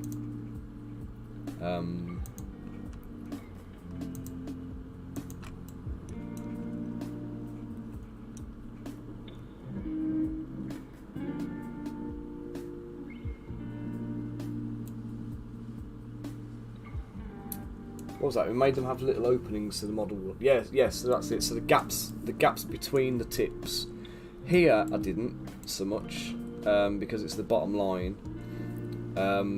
We want the anchor to be strong there, but elsewhere, if I'm doing like the clusters up here, yeah, you want the gaps between the tips of the supports, and those gaps will. If you don't have the gaps, you might as well be putting a 1mm support up there.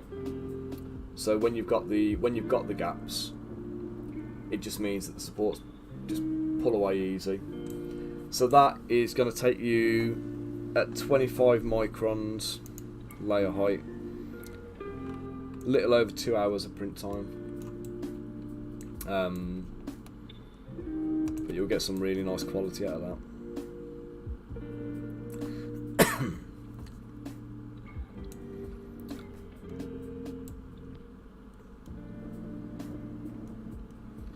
So yeah, what are these actually for then? Because I'm baffled by the actual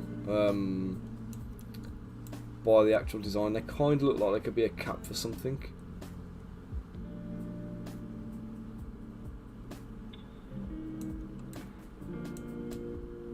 And obviously where you've got these bits here, it looks like you'll have a, oh yeah, sweet. It looks like it's a socket for something to go into, but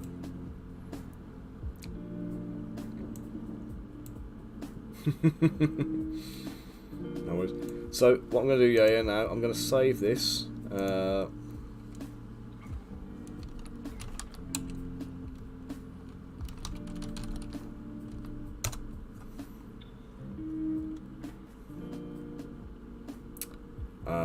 And I'll DM you the link. Okay. So there we go. You got any more questions about it before we crack on with a bit more sculptage, or?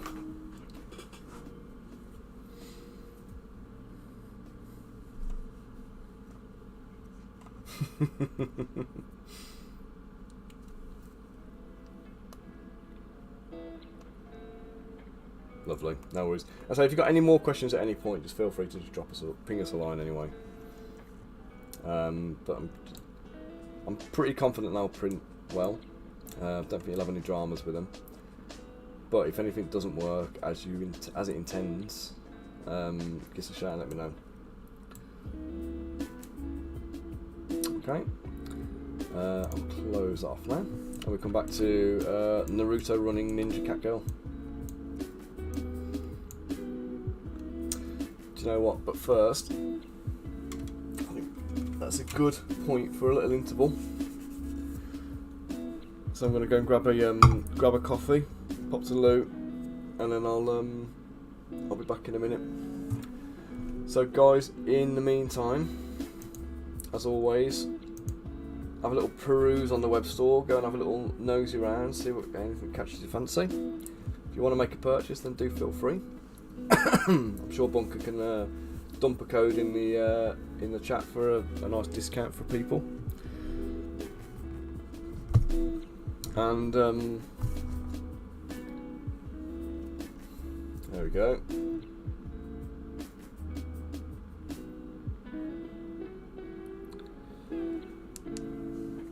Discord, Bunker. Lovely, mate, thank you. So yeah, I'll be back in a minute. We'll carry on with Hannah. We'll get get the pose firmed up. I'm just going to send a quick snapshot of this to Max before we go, and hopefully he comes back to... I fixed the www dot thing. Basically what happened was I had to copy the Lions Tower, I copied the URL and pasted it into my Shopify to actually set up the link from my web hosting to the Shopify to actually use the URL. And what I didn't do was I didn't put the www variant in there. So I added that, and it generated the security token for it. So it was an easier fix than I thought, but wasn't something I realised I had to do. So yeah, solved. Thank you, mate, for the persistent prompts and arse kickings on that to make me get my arse in gear and make it work. So yes, it's sorted now.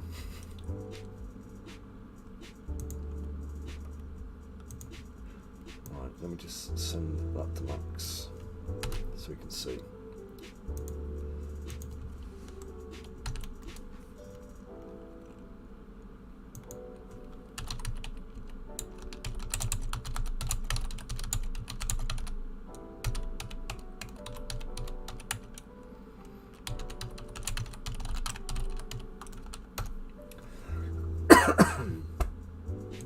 Okay, right then guys, browse the shop, buy some stuff, and I'll be back in a minute. See you in a bit, guys.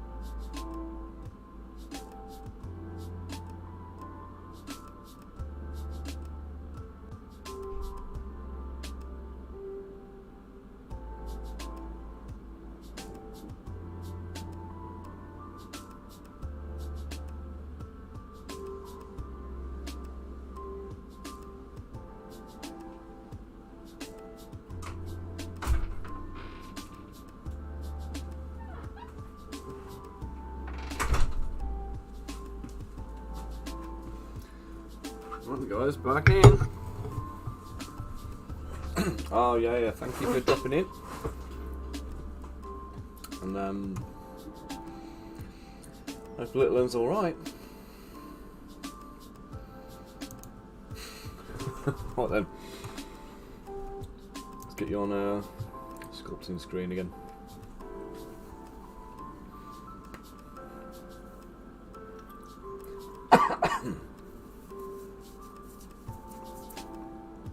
Okay.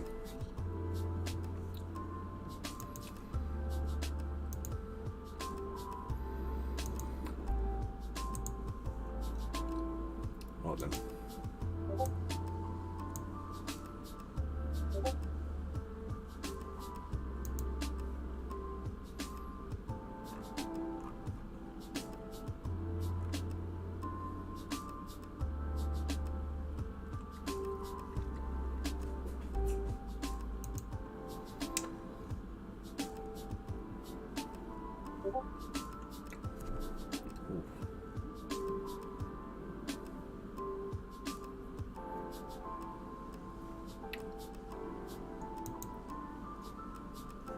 Right. Merge the rock to the cloud. Slice the bottom off.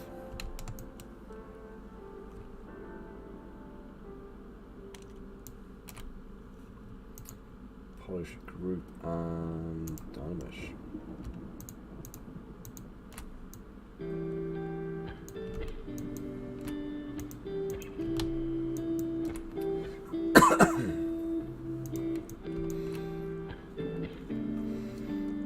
Okay, right then. So next thing to do, I need to sort out this. Let's put the reference image back up again so you can see what I'm doing. I need to sort out the kind of like shawl or something around the neck.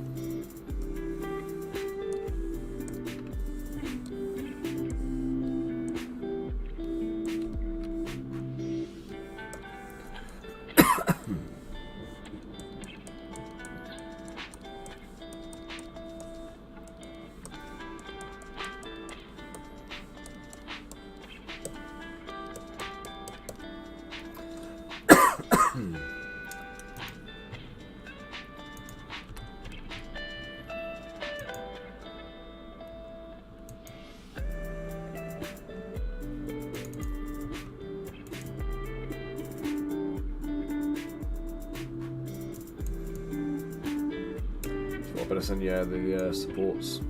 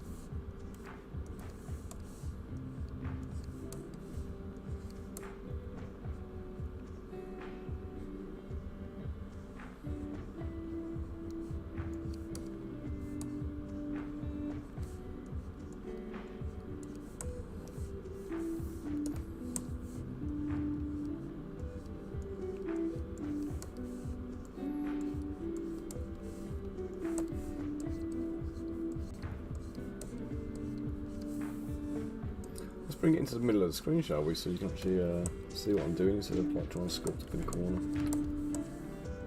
hidden from view.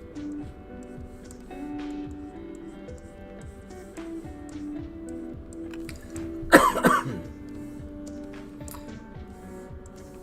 don't know why I end up doing that sometimes. Cheers, bunker.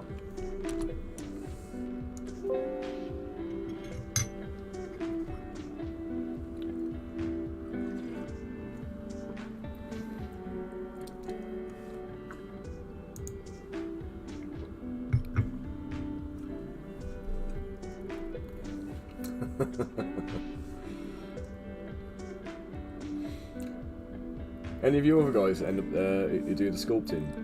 Do you end up with like your model up in the corner like this, or you know you end up kind of like just working up in that tiny little corner, even though you've got the whole screen? I seem to chase it around the screen and then find it kind of like I end up interacting with this thing and wiggling it around, getting like angry at it.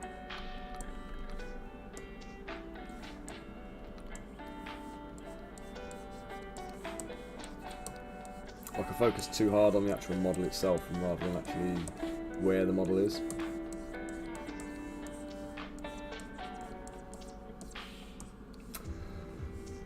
Alright, AD, alright.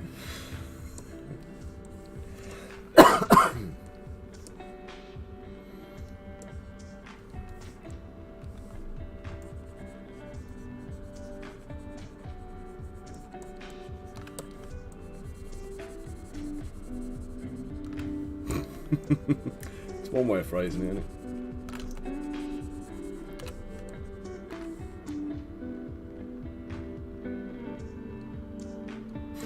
So when you paint, it's rarely on cam.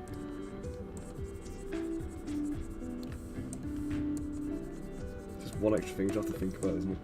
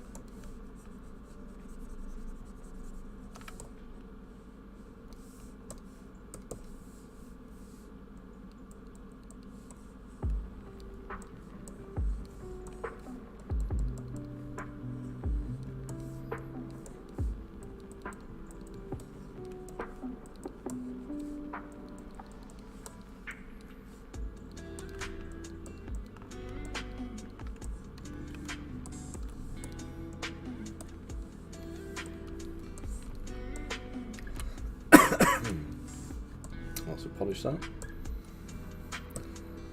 And we get back in and we're going to do some like edge lining and all that kind of stuff.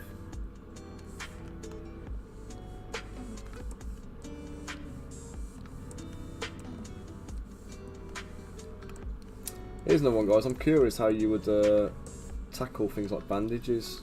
So probably a question for Aid and Riz, to be honest. If you have to do a character wrapped in bandages like this, do you do what I do, or do you end up kind of like using like the curve tools to physically wrap the model in actual like strips?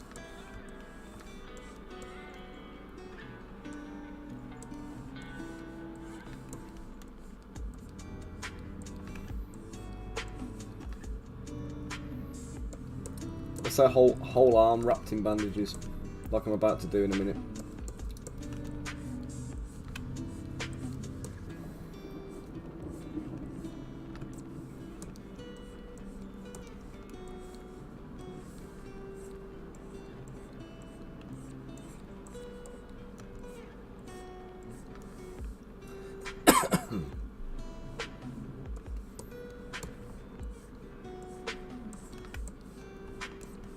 Yeah, I suppose you're actually sculpting for a different market though, aren't you? I suppose so. You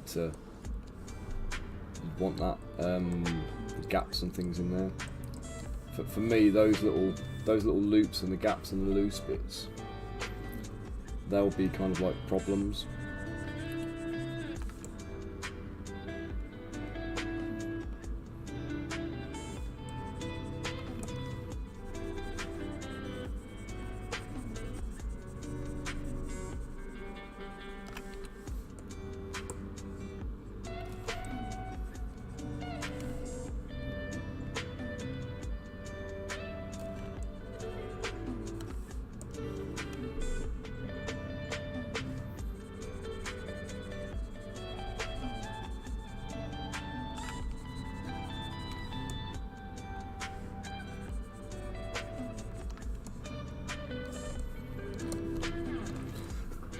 Yeah, I've tried the slice method before.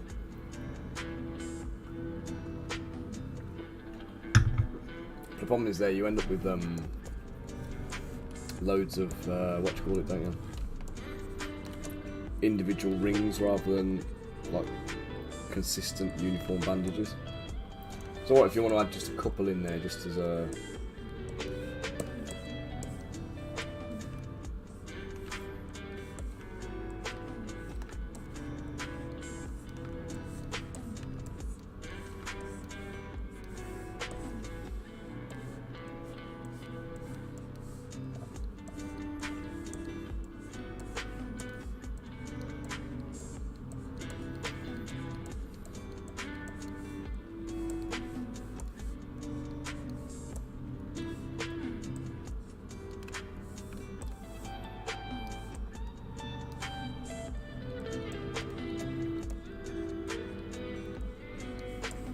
see, I never used Z spheres.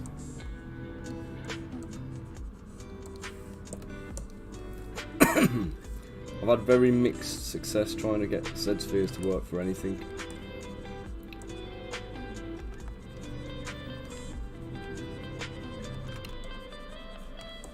Like I used to use Z spheres for the armature on my model when I started. And I've actually just found since then I'm better off just starting with an actual sphere and just deforming it and stretching it and stuff. Like it just removes like a whole level of faffing, really. You know what I mean?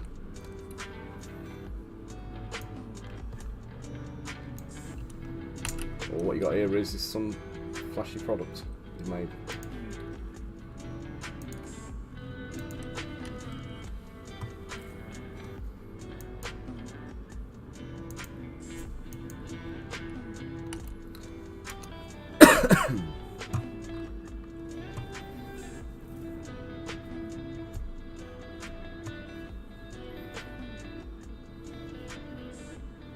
The rope was Z sphere, or the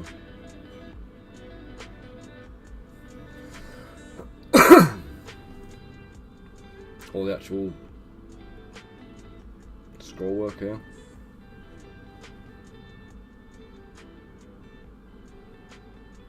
Alright, in that case, mate, me and you need to chat. Because that looks a damn sight better than the rope I normally sculpt. It's alright for miniatures, but if I'm doing larger scale stuff, I need a more effective way of doing it.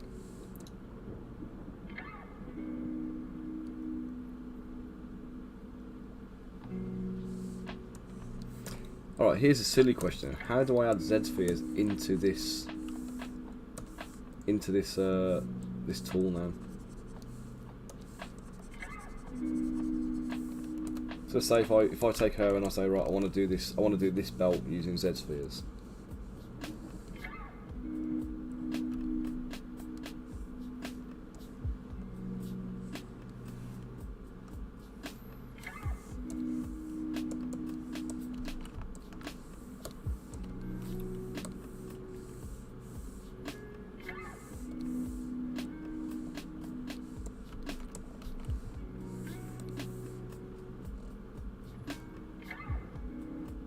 It's just the position it ends up in the queue. So if you append, it puts it onto the end of the list, right at the very bottom of the subtool count. If you insert, it basically goes like if I click here and I do insert as Z sphere, it puts it in there. If I do append, it does that one and drops it in at the bottom. So there's literally no difference other than the order of the item. And obviously you can reorder them once you put it in anyway, so it doesn't make a toss of difference at all.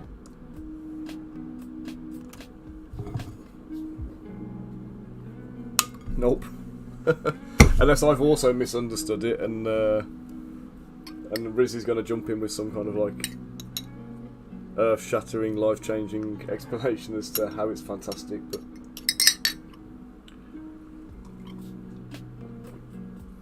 is that a no, Riz? Okay, so if I was going to turn this Z sphere into a rope,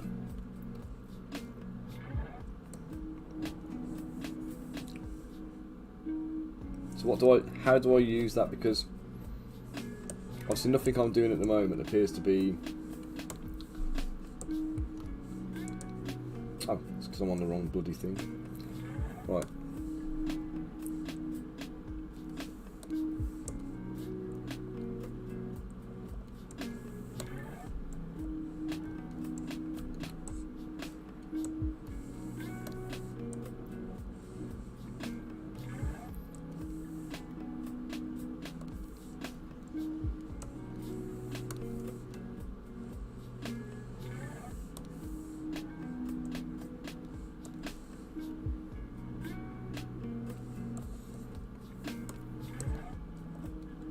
Okay, so I'm gonna end up doing like this kind of thing, yeah.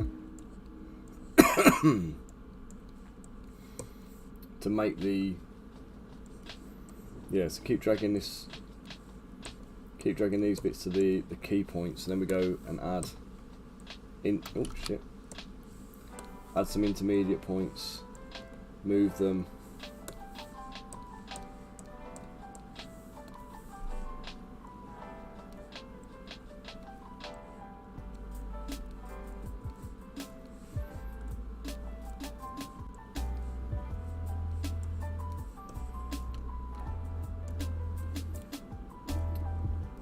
So just like that, and then once that's done, presumably I'm just going to go back into adaptive skin, yeah?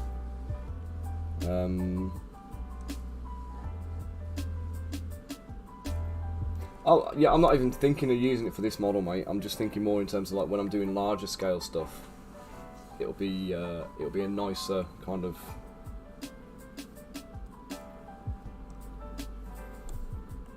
So there we go, so I'll make the adaptive skin, and then that becomes the mesh then, doesn't it?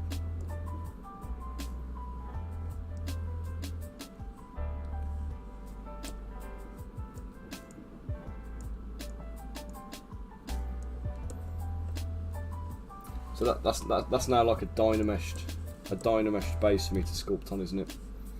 So how did you go about adding all the rope texture to that then? So obviously you used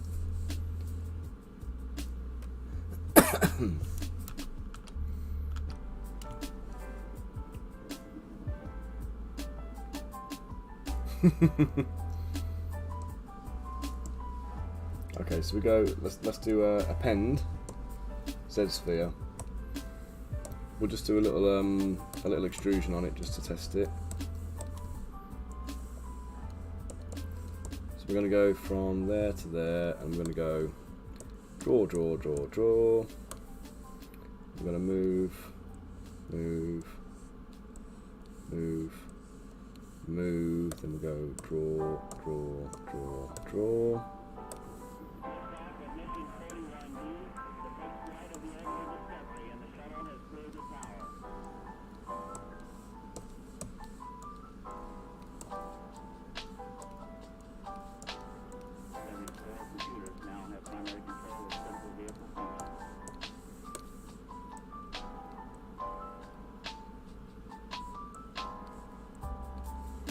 Say stroke.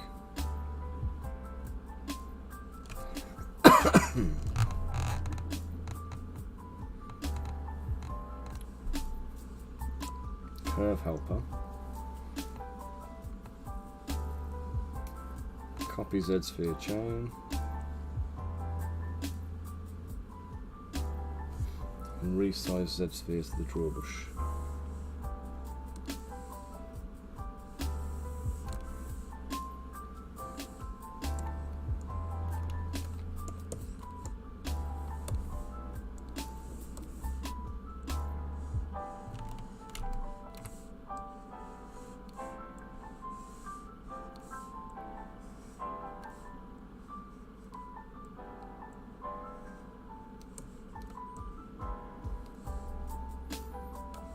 Oh, it's a curves helper thing. Where's the curves helper then? Stroke. Oh, scales it via to draw size. Yeah, of course. Duh.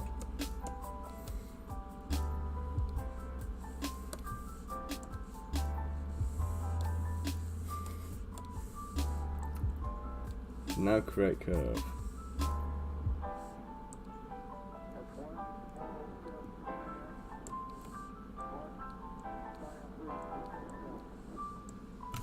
I've got a curve and I don't know what I'm doing with it.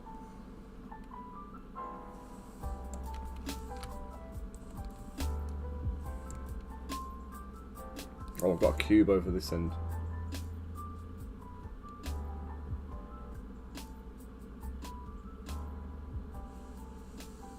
Oh right, so you use. So I create a template for the rope or whatever using this. Okay, so right, so let's try this then. So I'll delete that. Let's just smooth this out a touch. Is there an easy way of smoothing this out without adding tons more kind of points in there, or is it just a case of no, you just got to keep adding points?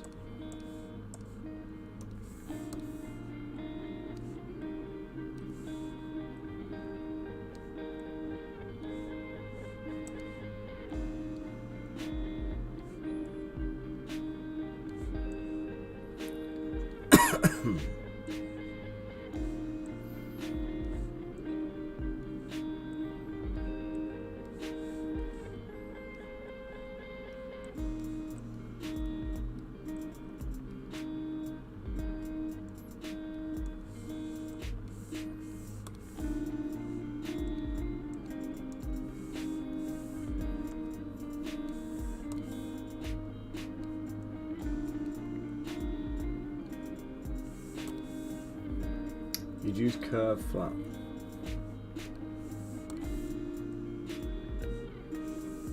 Girlfriend and a wife. Hey, that's brave of you, isn't it?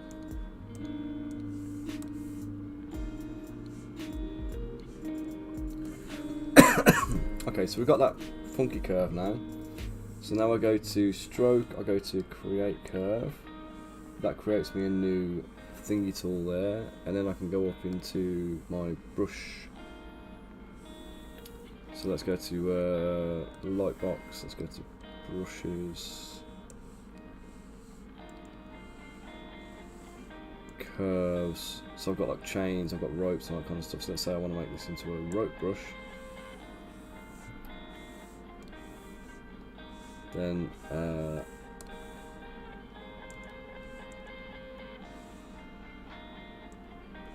there you go.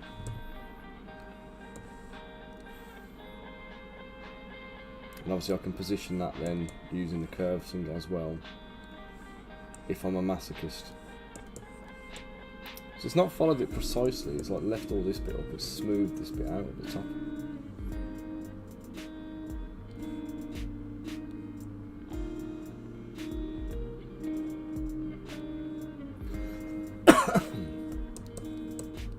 It's because it's me, mate, that's what it is.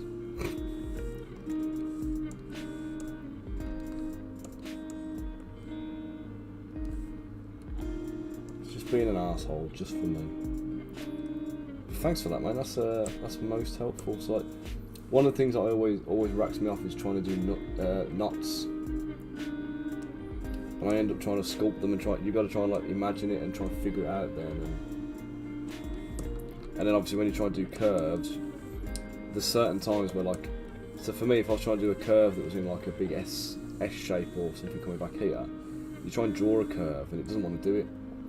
And it goes like, it'll come out this way and then it'll kind of go straight back that way for a mile and then come back up here. So it's all a little bit bizarre and weird. So what I normally end up doing is I end up sculpting like a former, a sacrificial form. Whether it's a sphere or a cylinder or a cube or something like that, and I sculpt the kind of the contour that I want the curve to follow. And then I use snapping on it and sculpt the snapping thing across the top. But obviously that's not very helpful when you're trying to go around a character or something like that. You can use snapping, can't you, as a you know, you hold shift or something like that, and you draw on the thing and then put it to one side so it goes. Is it that? No?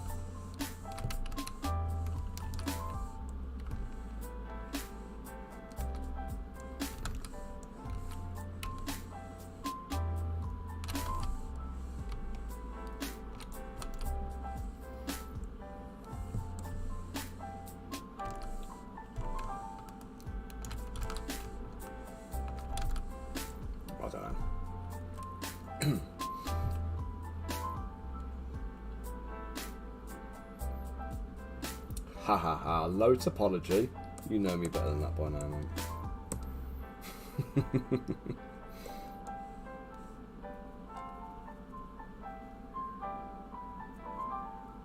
Nice, cheers, man.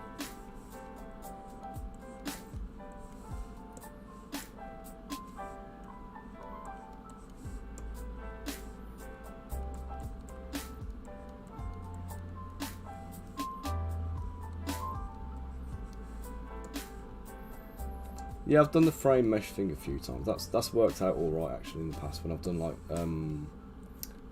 trim on armor and stuff like that.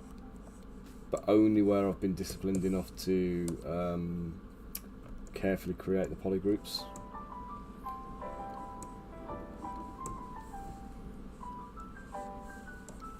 I've tended to do those on like that'll be on like models where I'm intending on like colouring the model. And I want the trim to be a separate mesh to the actual armour, so I can just select it and just, you know, just select it and go.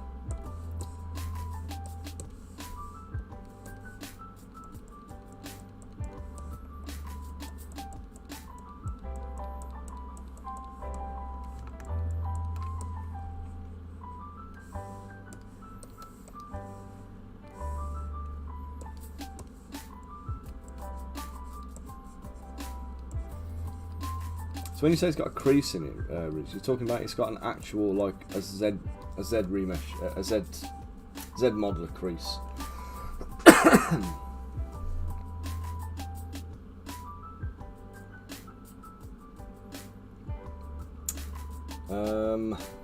AD, I think you can probably guess what my tip is. I'm just eyeballing it.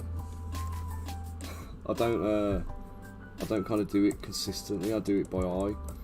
And the reason being is for what I'm doing, at the scale it's at, if it's, you know, if it's ever so slightly off, as long as it appears to be vaguely consistent, that's good enough. And there's no point trying to get that kind of super fine accuracy when the,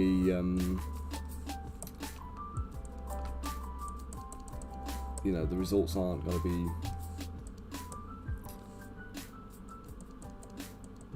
the effort's not going to be rewarded, you know, the input's not going to kind of see the benefit. What am I doing? Okay, so I'm going to strap now.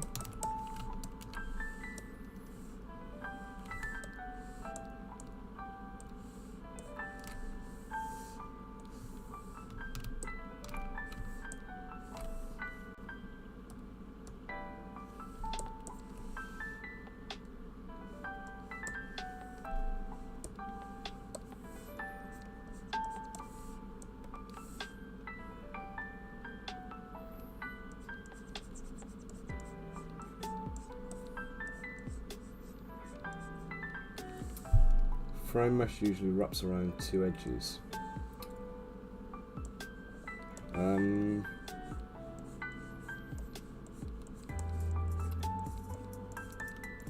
Yeah, so if you've got, so what I did when I wanted to do my frame mesh was, let me just show you as an example here, right? So here's our now dynameshed jacket. So if I wanted to frame out that masked area, right? I want to frame that masked area. So I group the masked, isolate it. Let's just auto group everything, and I can just select just the one piece. So with the one thing isolated and selected, got to stroke. Let's go to my curve tubes. Go to stroke. Go to curve functions and frame mesh. Okay, so then we have the frame is now on here. Now, because I've got it so high resolution, it's gone all shitty, but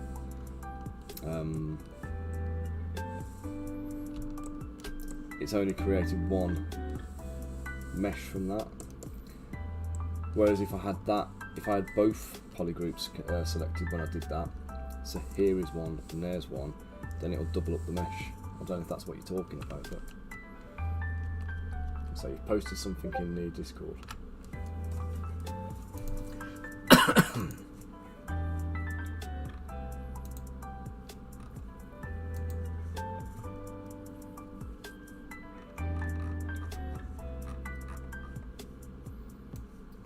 So, you're talking about the ropes up here, yeah? Oh, it's twisted all your mesh, you mean?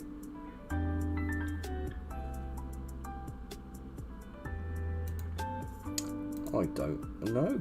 I mean, you've got breaks in it here and stuff as well.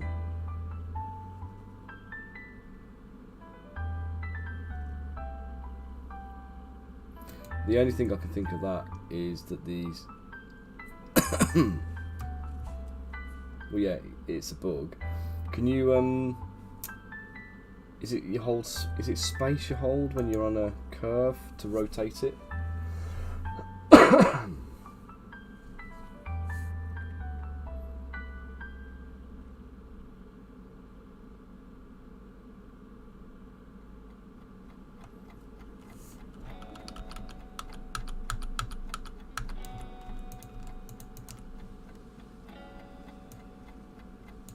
I don't know, man, I wish I had a better answer for you.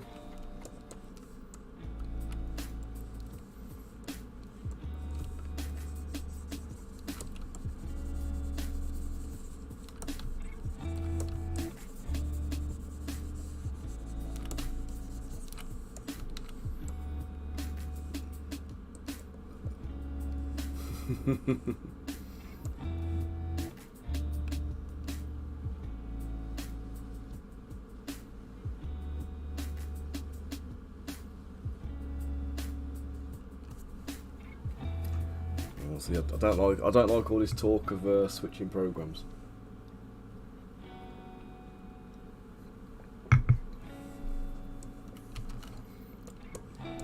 I need to keep an efficient workflow, and I feel like moving outside of Zbrush reduces the efficiencies.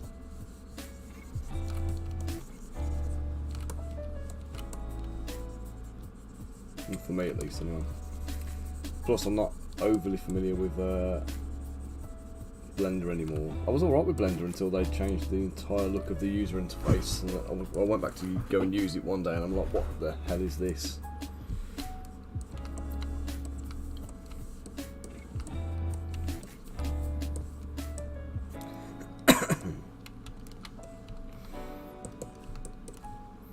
I used to do quite a lot of stuff in Blender.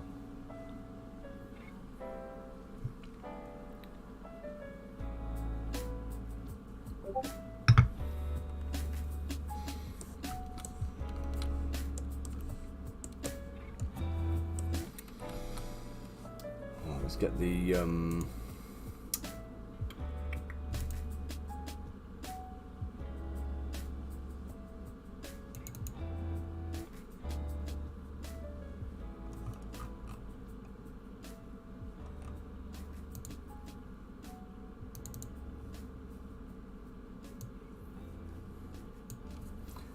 get the reference image up so I can just get the details on the outfit.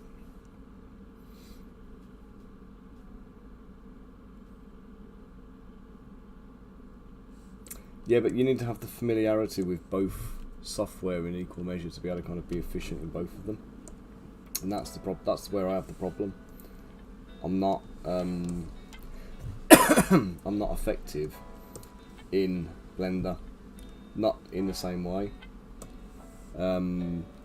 Like I literally use Zbrush all day every day, but I use Blender once or twice a month just for doing rendering and stuff. I don't really use it for anything else.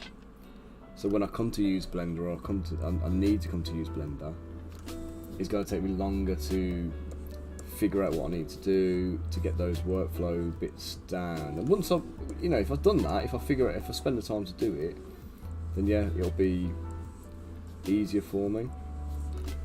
But I've just never had the cause to have to do it so far. I've always found a way of doing it my way fairly quickly.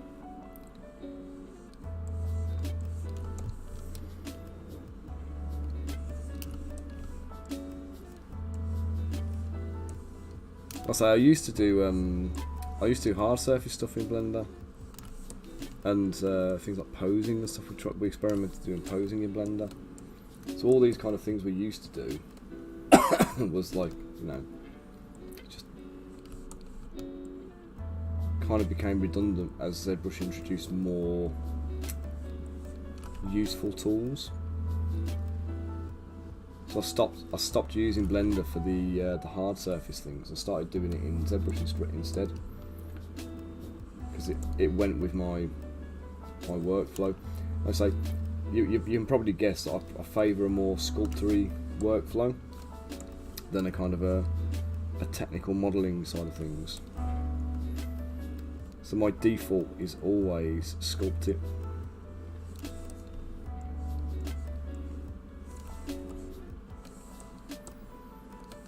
You know, how can I? What do I need? What primitive shapes do I need to create to just be able to sculpt this thing?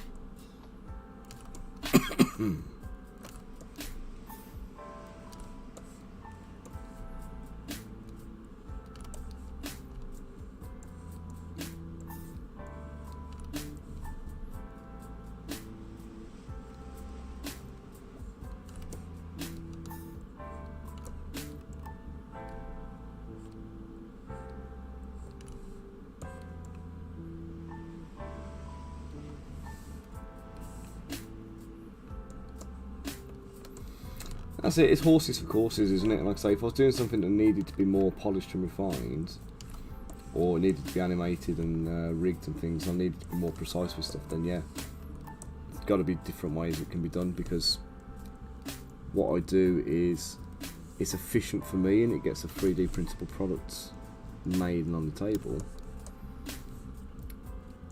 But repeatability can be a problem, and reusability. You end up having to re-sculpt things like ropes and stuff an awful lot, or you know, bandages and things. They tend to have to be done every single time. And if there was an easier way of doing it, then obviously it would be preferable.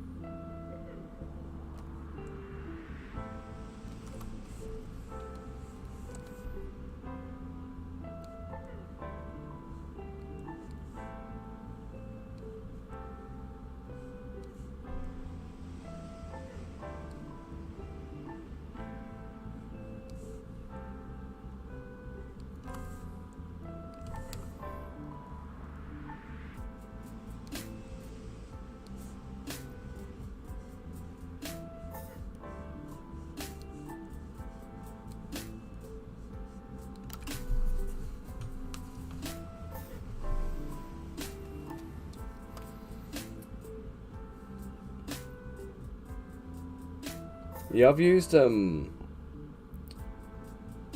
tried using the IMMs before, and I always end up with the same issues, that you have to obviously have the, you know, you end up with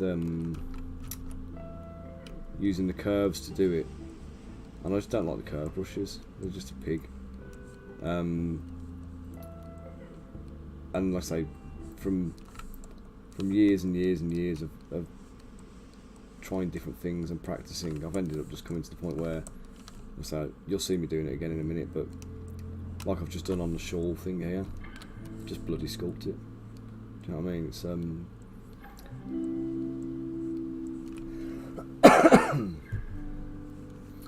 kind of easier for me to actually just sculpt it straight on than it is to try and find a smart solution.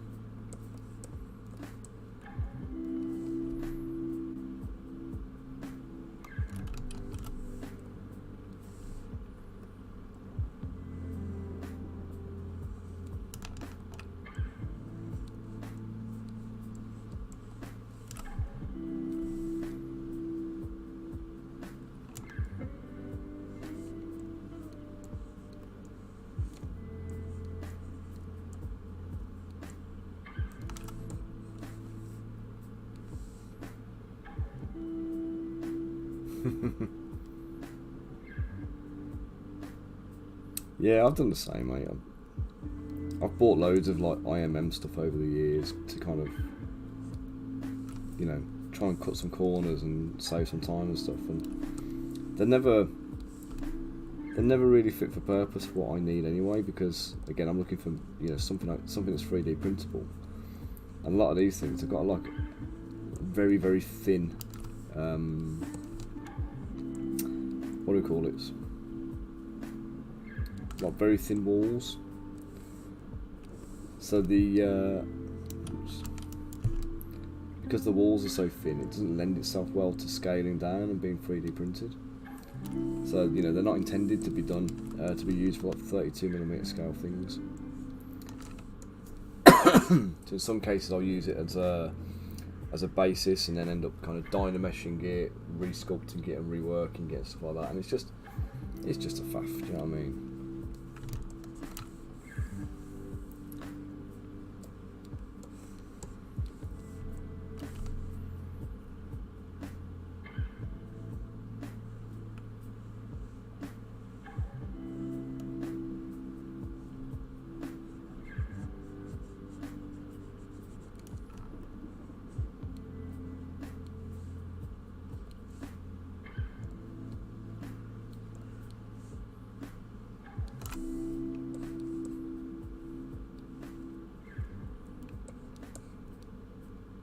Yeah, that's it. It's like, I mean, the last belt buckle I did was literally a cube with the centre masked out and then extruded in, and then another cube kind of dropped on the top for the actual kind of like what you call it, a little pin. Fucking nothing. Yeah, I mean, there's no work involved in it. Pretty much, it's just ridiculous, but.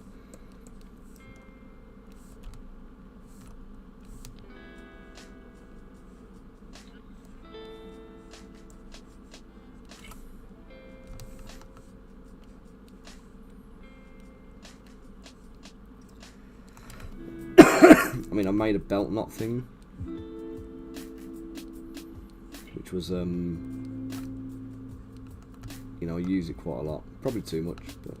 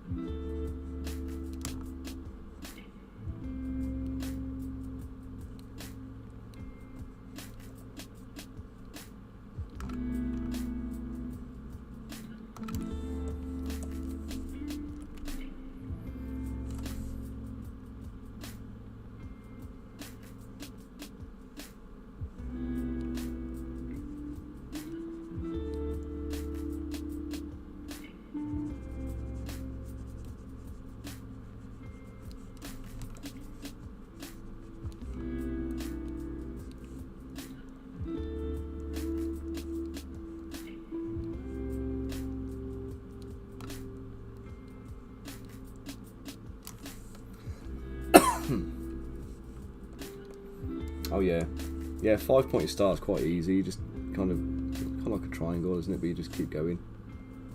It's a bit like a spirograph. So start at the top, down to one leg, up to the opposite corner, across, down, up. And then obviously we're just having to clean up the mesh. Make the points pointy.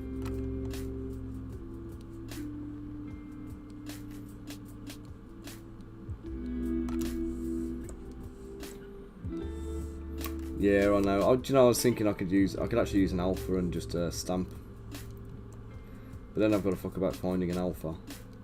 And I know it's not going to take long to find a star. If there's not even a star. Oh fuck, there's a star. There's actually a star in the thing. That's a shitter, isn't it?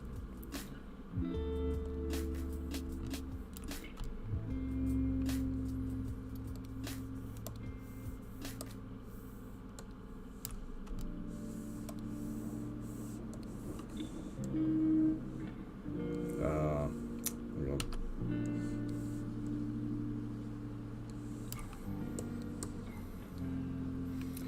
Well, that makes all my stars look really shit now, doesn't it? So I've got to go back and change it.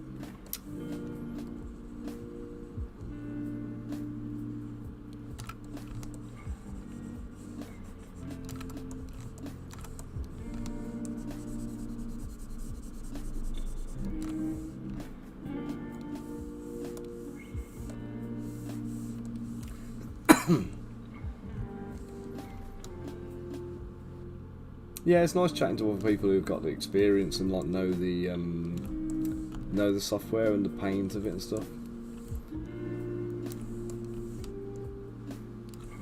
I love having you guys on the on here because you challenge me sometimes and give me a couple of different options that I hadn't even considered.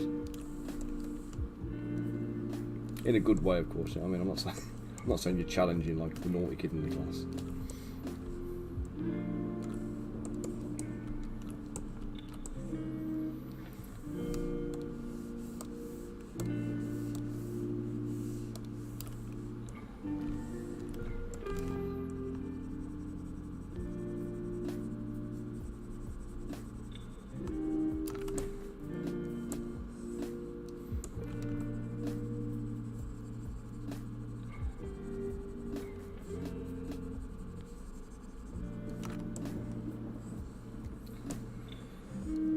Let's just get that extruded,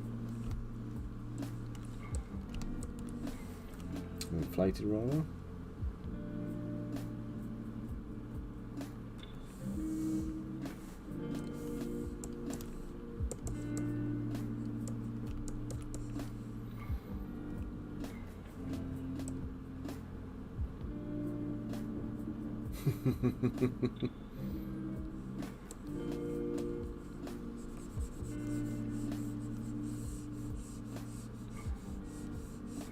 Yeah, there's a lot of artists I know that won't even entertain going online and streaming the work because they can't perform with an audience, if you like.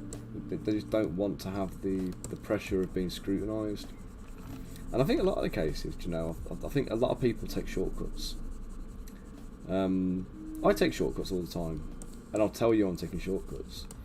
But I think it's one of those things where, you know, it's alright using shortcuts if you can do it correctly the right way, the long way. Hey, Ada, you're back. Oh god.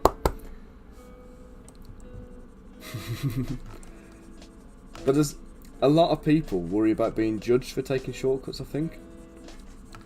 I mean, I did for a while. I was a little bit kind of like, oh, I don't really want to do a sculpt starting from the beginning because, like, you know, I'm using base meshes, and people are going to see it and kind of go, oh, you didn't start with a sphere.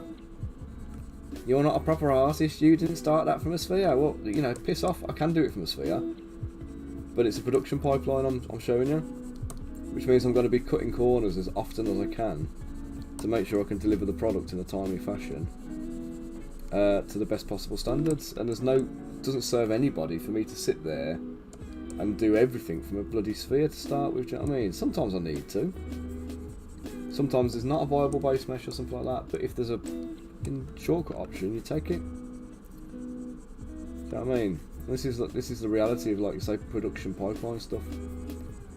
You've got deadlines to meet, you've got stuff to roll out, you've got deliverables and all that kind of stuff, and you just need to do it. The sooner you accept that that's part of your workflow, you know, the quicker you can kind of get better at things. Not be ashamed of it. I say for me, it's more a case of like, I kind of learned.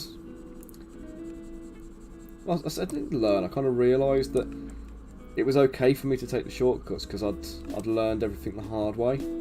I'd put in the groundwork to get there, and I wasn't cheating myself by using the shortcuts.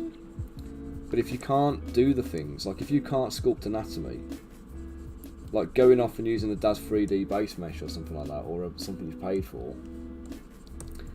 isn't going to benefit your anatomy work. Do you know what I mean? Yes, it's a shortcut, but unfortunately, and if you look at a lot of Kickstarters at the moment for miniatures, particularly these like god-awful pin-up ones you see, where it's just like somebody's just gone and got a DAS 3D base mesh of a woman, virtually naked, slaps a couple of like bandages over the nipples or whatever it is, and makes the boobs as big as possible, poses them up in some kind of like, you know, crude, crass way, and then throws them up into the thing. The actual bloody what do we call it? The actual like posing. The minute they have to actually do some anatomy work by posing the model or doing something like that, it just goes to pot. Do you know what I mean?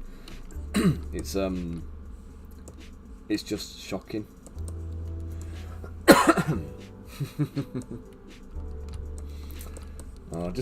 Just search for pin-ups on Kickstarter. I could pull it up and show you dozens of them, but I don't want to kind of like, you know, shame anybody for like, you know, their work. I'm just going to tell you it's there and you can go and find it yourself. But they sell. This is the crazy thing. It's like so many people are just like, you know, oh yeah, you know, it's you know, pin-ups of naked ladies. Let's go and get in on it. It's like they're awful. They are absolutely shocking. You know, they shouldn't even be you know, classed as models, but you know, lo and behold, they are. People buy them thinking that they're wonderful. It's like, are you guys seeing the same shit I'm seeing? Because like, what I'm looking at is pretty bloody bad. I'm just polishing up the trim here now where it's got a bit of overshoot when I've done the inflation, so I'm just going through and just like neatening that up. I'm not going to worry too much about this being kind of like, you know, the slickest, smoothest surface on the face of the earth, because, you know, it's 32 millimeters. Yeah, that's it. You know, all they care about is the boobs there, isn't it? It's like you've got all these like introverted nerds who, you know, don't leave the basement.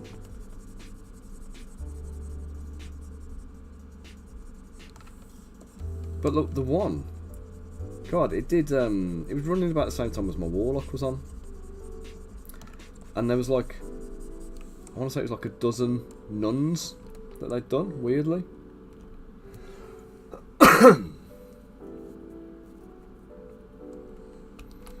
Yeah, dude, honestly, like, what you got to remember is, like, this thing here that I'm looking at zoomed up, and I'm looking at all these rough bastard edges here, right? I'm looking at all of this thinking, oh my goodness, that looks horrible. And I'm zooming in, and even now as I'm talking to you about it, to demonstrate what I'm talking about, demonstrate my point, I'm fixing it because it annoys me, right?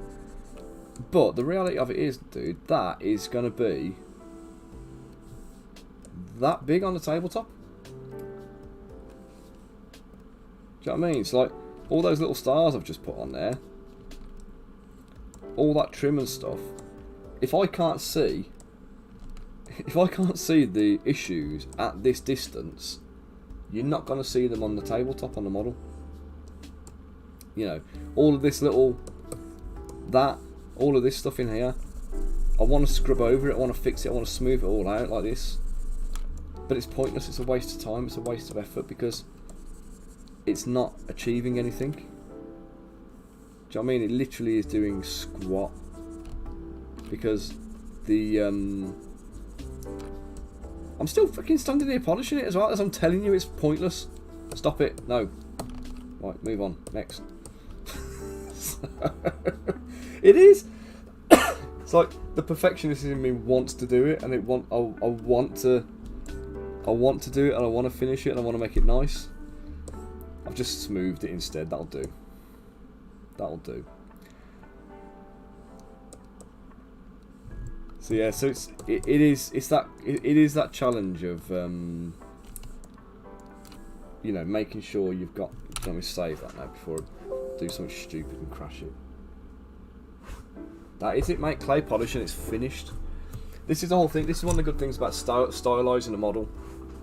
And it always narks me when I see people putting canvas textures onto like the cloth on a miniature. And it's like, you do realise like you waft paint at that and it's just kind of wilt and disappear. And it's for nothing now. How big file size do miniatures get? Well, let's have a look at some of the others I've got in the file, because I've got about half a dozen miniatures in here, or a dozen or so finished. So Corrado, let's find them.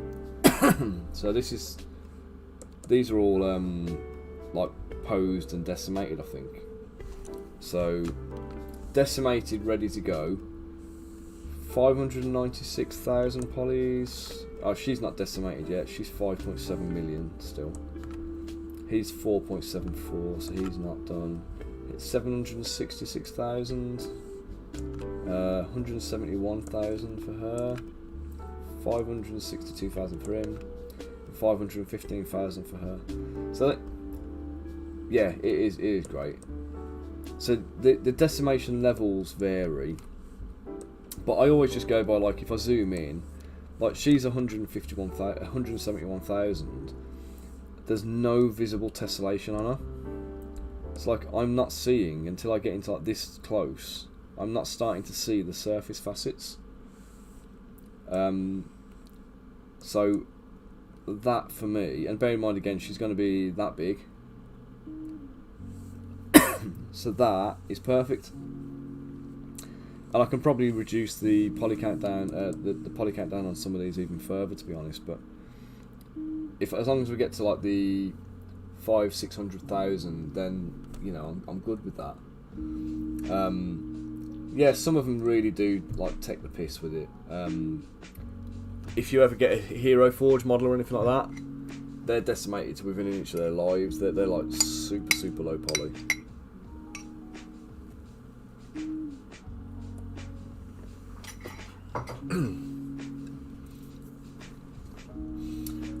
Yeah,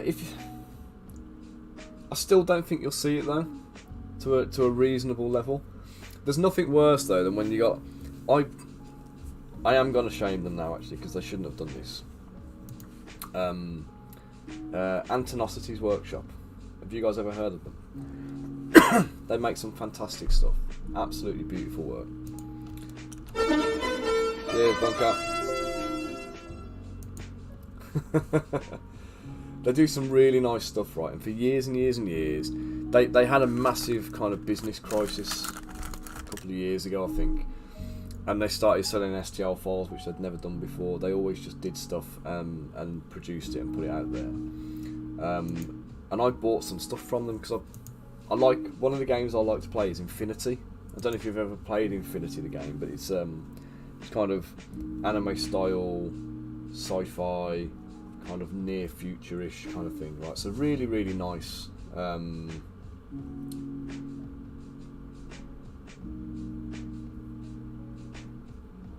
Yeah, so Infinity, the aesthetic of the game is ace, right? I've got loads of terrain for it, I've got a shit ton of models, most of them unpainted because I just don't have the time to paint them. But so Antonosity's Workshop, it used to be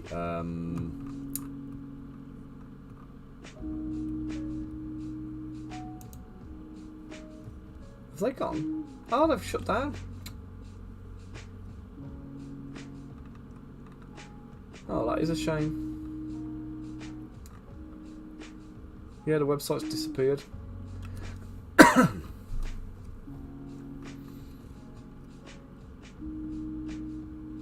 But I had a section on the website. Well, Infinity didn't sell the STLs. But Antonosity's Workshop, what they'd done was, let me show you some of the models.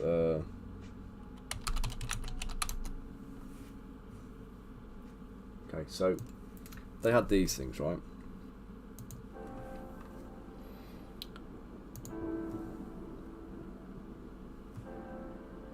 No, it was Corvus Belly makes the Infinity range, but Antonotti's workshop, they did a load of compatible type things. But they had this whole thing called the Scratch Builder's Paradise, which I really liked, and I bought a lot of stuff from them, and it was all like your terrain pieces and you know, like your scratch building components, like the flock and the grass and you know, like little mini leaves and things like that you can use to kind of like. And they had loads of stuff. The website was really nicely put together and everything else, really good. One of my favourite retailers for that kind of stuff. And they sold all of this cool Infinity type stuff. So you get like the vehicles, they did the bases, they were designed for use with them. I think they were officially licensed. But they did, it was something like that I bought off them. One of these kind of like airships. I don't think it was that one. And there was like a spider bot thing.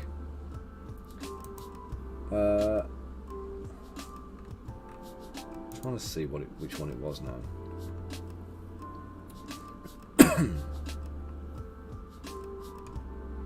So these kind of things like the pods and the cars and the tanks and they did a VTOL, something like this, like the dragon kind of thing. But they only sold them in resin kits, like this one here. They sold them as resin kits, and then the business took a hit. I think it was about the kind of COVID time when everyone started like doing hobby businesses.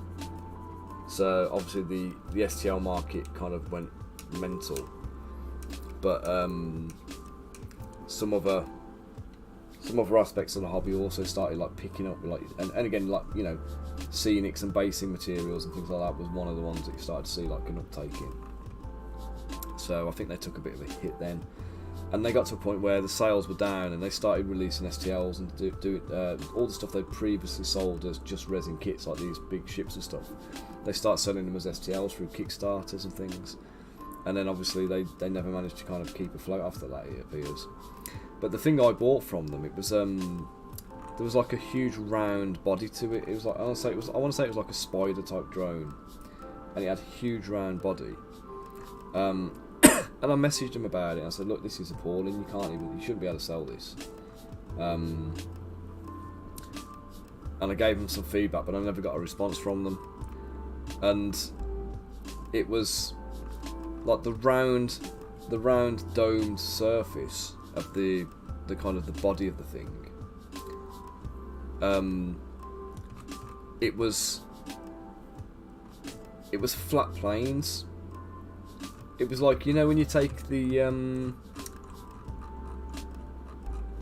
how do we do it again now? You know, when you initialize a square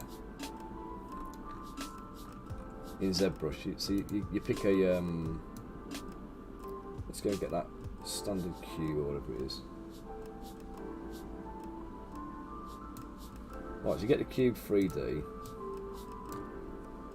No, it's not that one, is it? What's it called? The cube that has the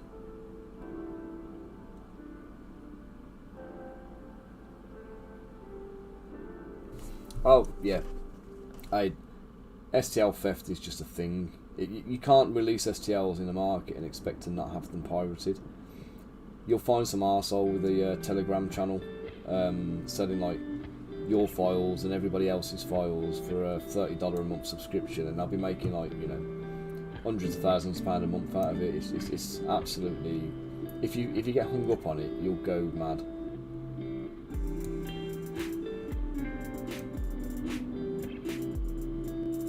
Yeah, they're all Russian and basically in untouchable areas, so you can't even shut them down. Some of the pages on Facebook that I admin, you end up like having to kind of delete if you haven't got kind of like you know, post moderation going on, post approvals. You'll go in there and you'll have to delete like 20 or 30 of them a week. The links to these things, they come from like, they're just bot accounts basically spamming the shit out of them. Right, how do I initialise it again now? It's How do I turn this into Hey, Massiers, how you doing?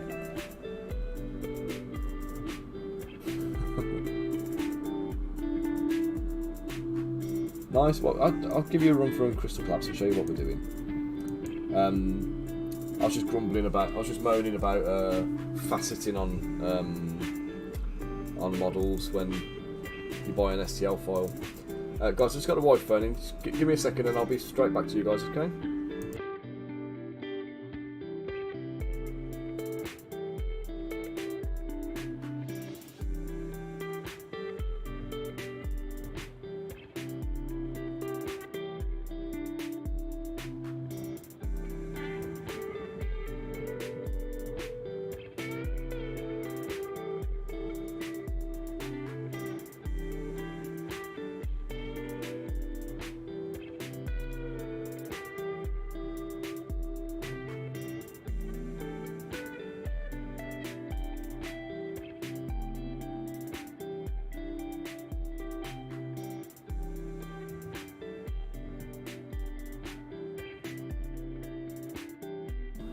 Right guys, I'm back in.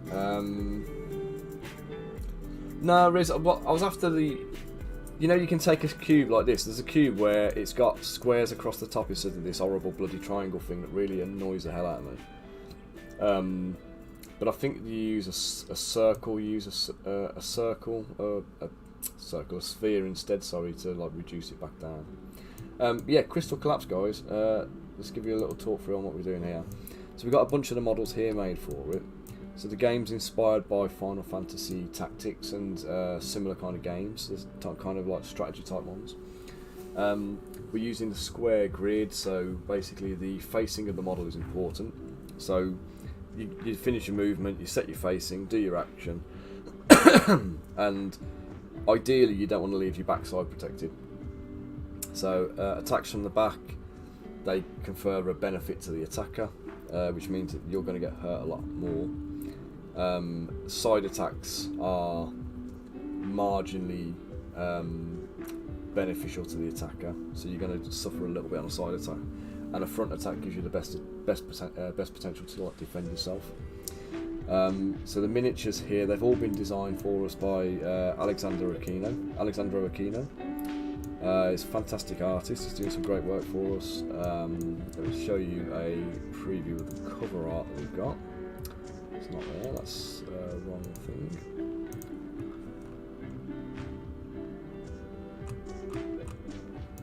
So cover art as it stands at the moment is here.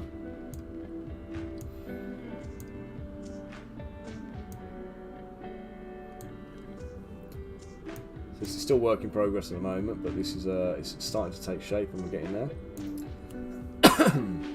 So we've got all the main characters. We've got Hannah, who's the one I'm working on at the moment. We've got Corrado, we've got Roland, we've got Fina, Victoria, we've got Lysara, Naggled, Joshua, Hector and Mr. Powder at the top. And then in the back here we've got Ifrit and Bamut. So this is basically what we're going to be including in the first set. So all of the models here, with the exception of Roland and Mr. Powder, are part of the starter game, the core game. So the core game includes 4 miniatures aside, and we've got the Kingdom of Varland, which is the King Hector, Lysara, Naggled and Joshua. So they're the Kingdom of Ireland, and then we've got the Bazalian Rebels as the opposite faction, which is Corrado, Victoria, Fina and Hannah. So each of the characters on each side, there's 4 players aside, each of the characters is represented by a suit of cards. So we use that for balancing in the game. So when you assemble your team, you have a heart, a diamond, a spade and a club. So hearts are mages. So in this case we've got Fina over here and Naggled are both mages. They both take up the heart slot. We have the Breaker, who is, or the Collapser I think we call them, with Corrado and Hector. They both fill the diamond slot, I think it is. And I forget what the two are called for spades and clubs now. But one of them is like the agile guy. So we've got Joshua, who is like a dragoon, a spear wielding dragoon, and Victoria the ranger. So they both occupy the same slot. And Lysara as a paladin, and where is she? Oh, the one I'm working on at the moment, Hannah. Hannah as an assassin. So they occupy the same slot. So they all serve slightly different functions, but the idea being that no matter what combination of characters you pick, and we are doing one character for each card in the game. So the intention will be there'll be 54 actual characters to use. But we're not releasing 54 right at the beginning. We're going to do the Kickstarter for the first 8, plus a couple of extra stretch goal minis that'll be part of the first expansion. And then after that, we're going to be rolling out like seasonal releases. So, and I don't mean seasons as in like, you know, summer, winter, etc., etc. We're doing like a story season. So we'll have the the kind of the core box set will have a story. And then we'll come to season 1. And what we're going to do with season 1 is we're going to throw it out to you guys and say, right, here's the game, here's the story, here's the models you need. These models are mandatory in this campaign. Play these different scenarios, and then feedback to us. Let us know who wins. Let us know how your game goes. Give us a battle report. So we want you guys to be feeding back into us and let us know what goes on. Off the back of your results of the season, there's different directions the story can go in.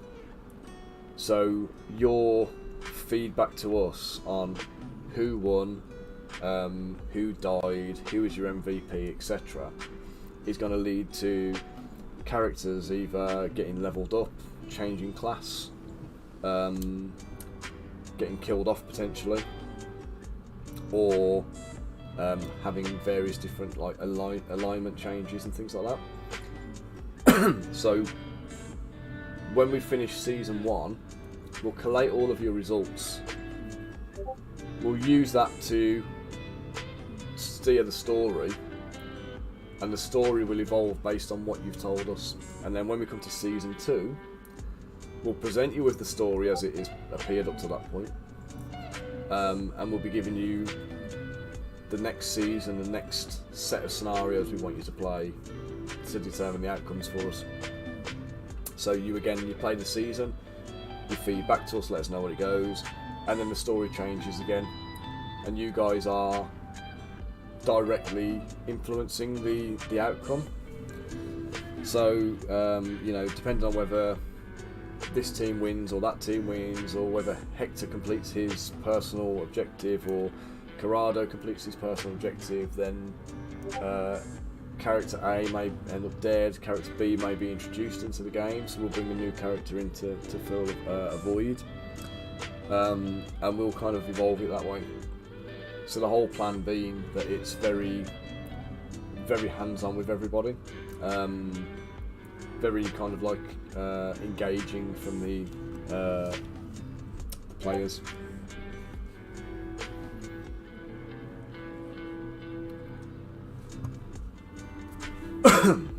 So yeah, so that's where we're at to anyway.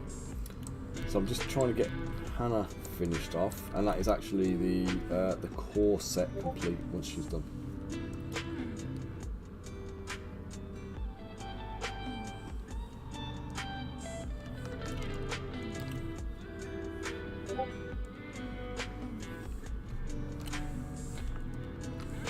Okay, so let's position this onto here. If you've got any questions about it, by the way, or you want to know anything about it directly, feel free to ask.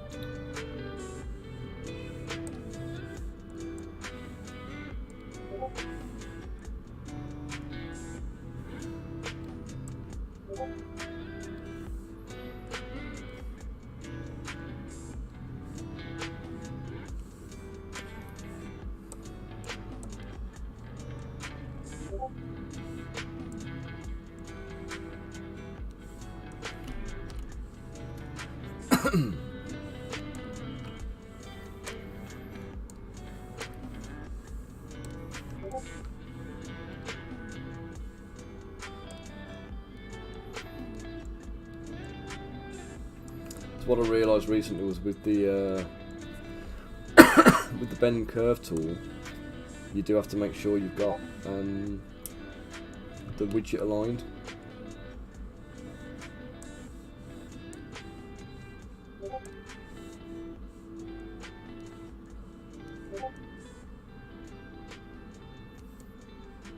So if you haven't got your widget aligned, the dots don't come out in the right orientations.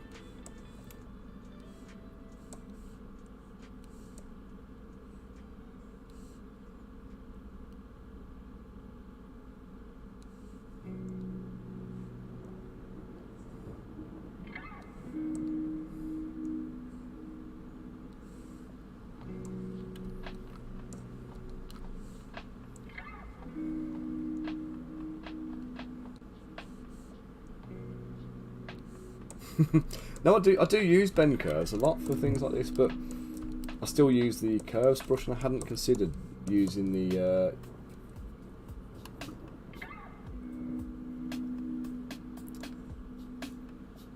yeah, yeah, you're right, I suppose I could.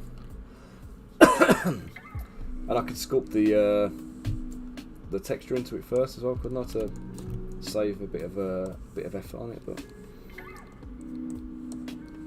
that would then be too easy.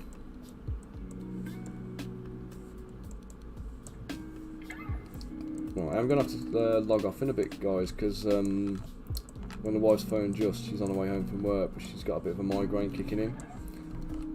So I've got to just go and make sure she's alright and look after her and that.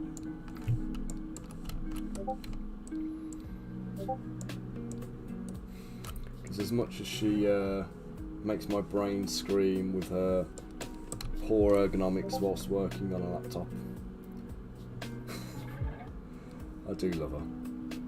I've got to do the right thing and look after her. Right, let's mesh this together.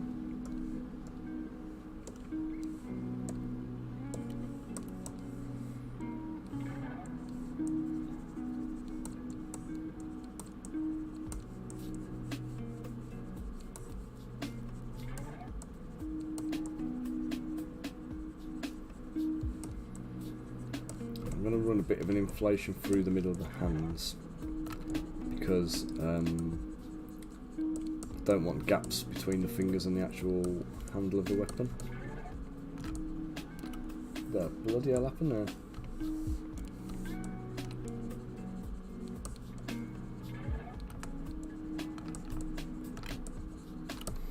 So yeah, so Crystal Collapse will be it'll be coming to Kickstarter just after Essen. So Max and the Nanolith guys who we're working with, or the Woodpecker Games guys, sorry, guys who are responsible for Nanolith, they are exhibiting at Essen. So if you're going over there, you can go and grab a copy of Nanolith. You'll probably be able to see these models all on the tabletop, painted and demoed and whatnot. So we should have a nice little bit of a presence there. Come UK Games Expo, we should have it available.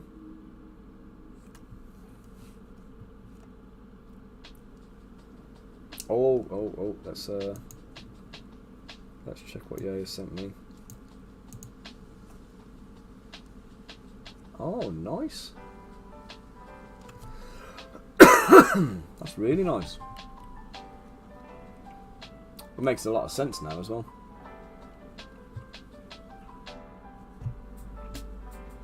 Thanks for sharing that, that's brilliant. I love that top one.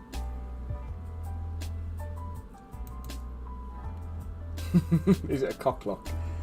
Closer than you think, mate.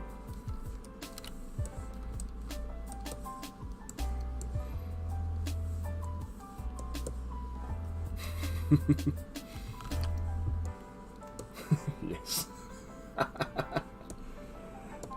Right, so this is me doing bandages now. This is my hack way of doing them, so I'm just going to duplicate the arms now. It's tiny, a centimetre across. Right, so we're going to do the bandage and we'll start at the hand.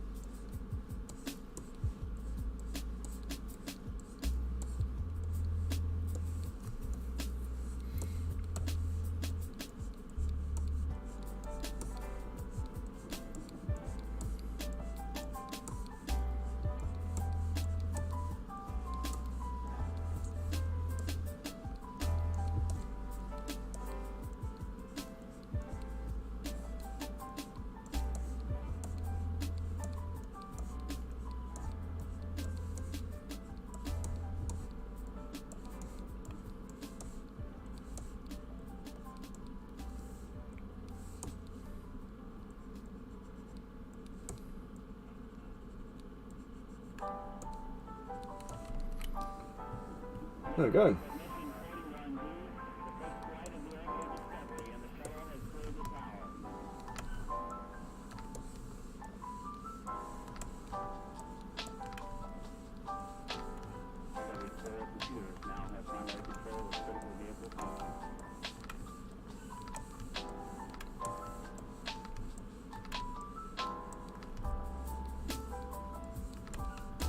So you go for bandages, go all the way up, all the way down, and then figure out somewhere where you're going to throw a knot in. Come back in, refine the edges. Straight on top of the duplicated arm.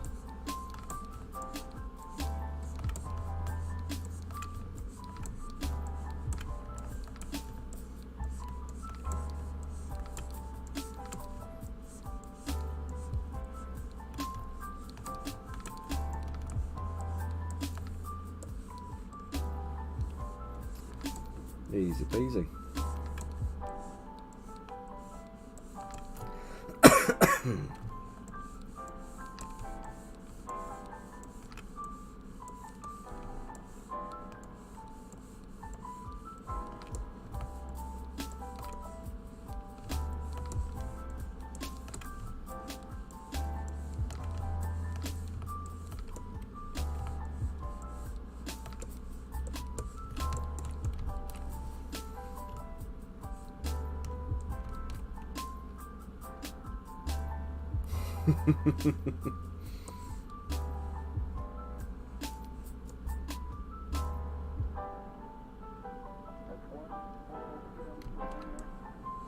What do you mean it gets asked about 10,000 times a week? Or 10 million times a week?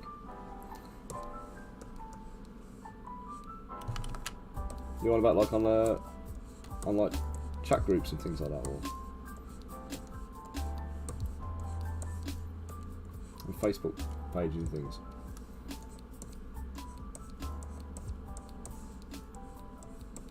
So this is what I'm saying. It's just that no messing and having a little bit of confidence in your technique.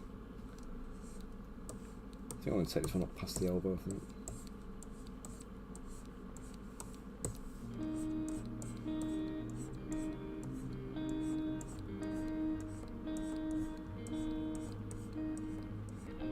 It's better to do this, by the way, once you've posed. Because otherwise you get some real random road deformations and stuff.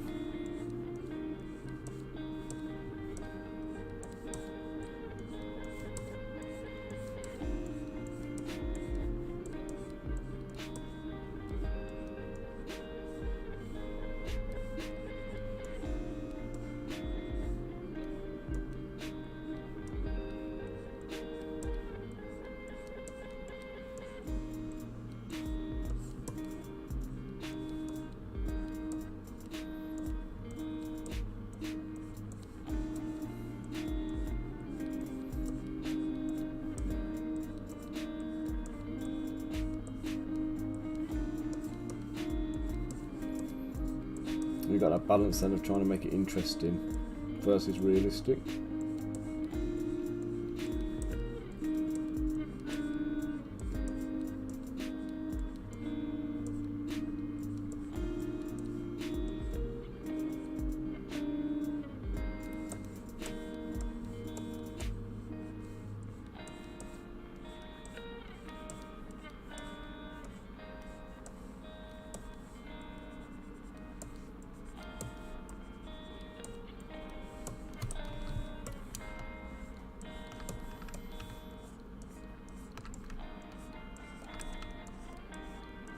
And then the only other thing I'd do is, if I was doing a character that's a bit more tattered, I'd go back in with the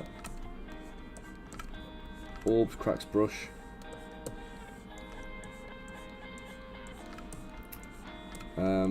With lazy mouse turned off, Z intensity turned up, and I would be going through just getting that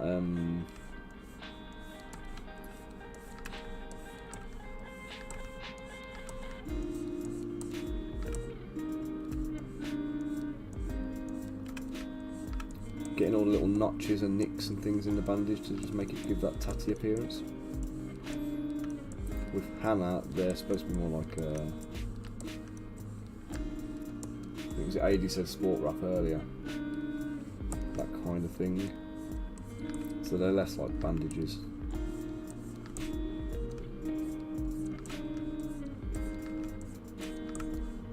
Yeah, if you do like a mummy or like I did my gases recently, they all had bandages on. They're all bandaged up. And they were all tatty buggers. And then the only thing I need to do here is I might just need to thin the bandages out a touch because they've gone quite bulky. If the arm's looking a bit too hench and chunky now with all this massive bandages on, then I'll just use the move tool at the end. Just to put everything into place. Give everything a final position.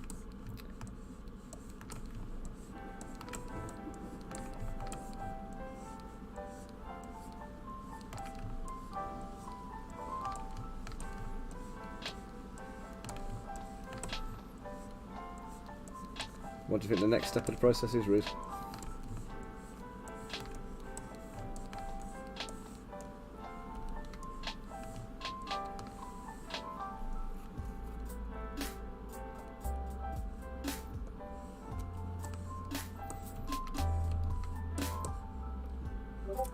What do you think the next step of the process is here?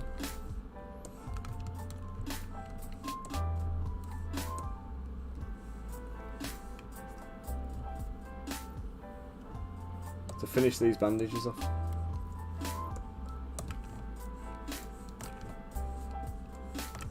So we're looking a little bit rough and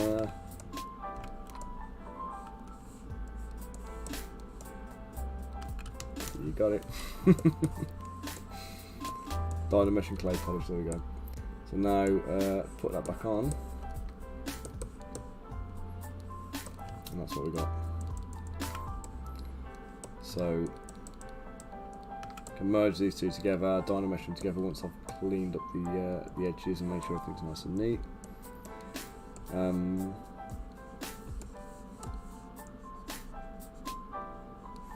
You've got to be careful because you can get that weird little kind of, looks like a net or something like that on the surface of the model when you've got two things sharing the same space. Well, I think Riz, I think you told me before there was some kind of setting you can change or something like that. It's something to do with the projection distance or something. That should help that.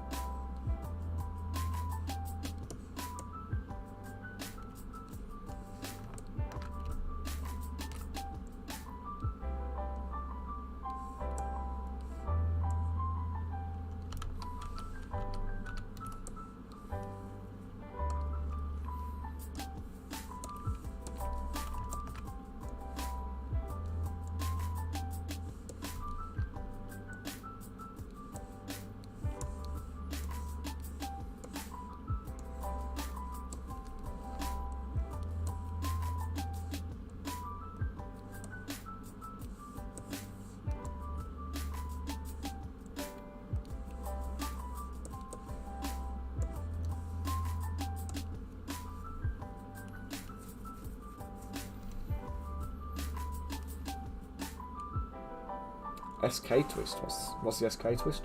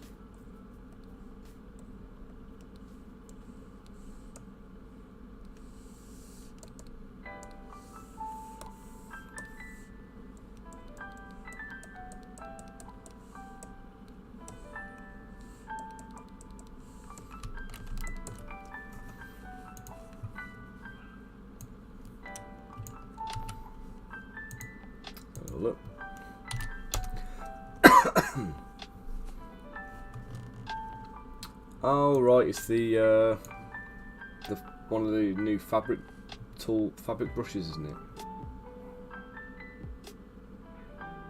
Yeah, I see what you're saying, mate.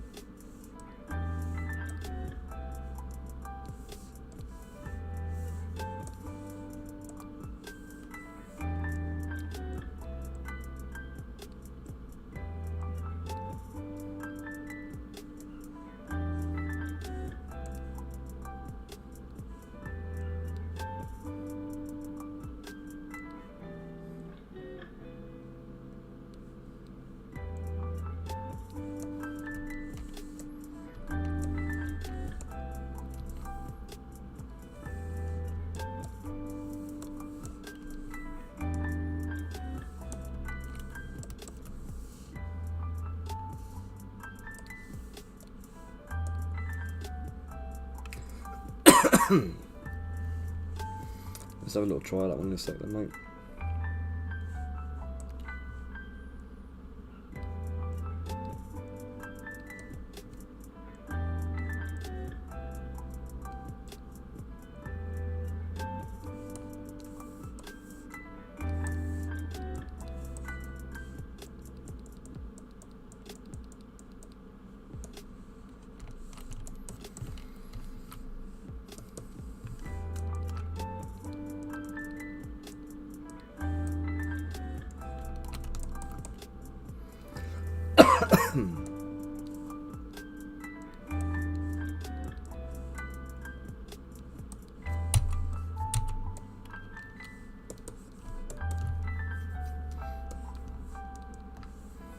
Okay, so it's SK twist, yeah?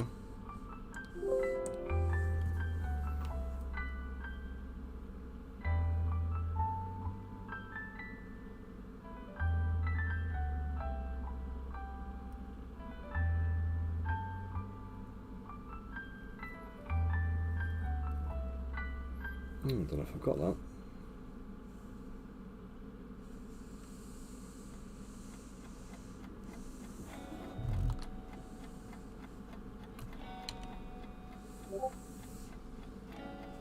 Oh.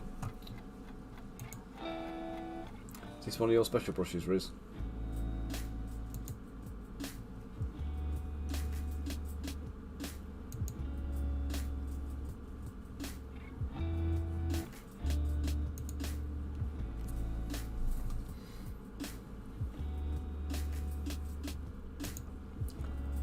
That's amazing.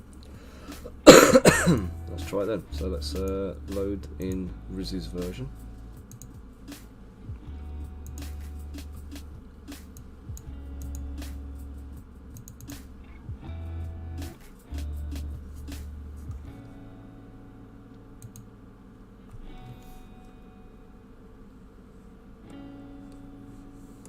Okay, so we want to use it kind of here where we've got an overlap, I believe, yeah?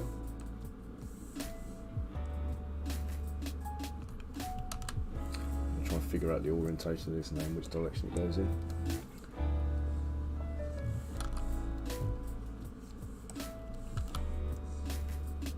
That's it, isn't it?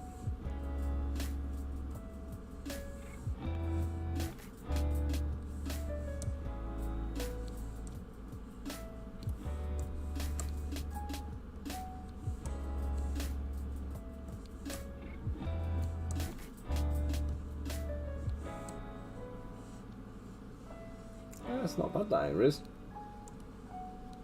Yeah, just gotta try and get your head around the direction of it.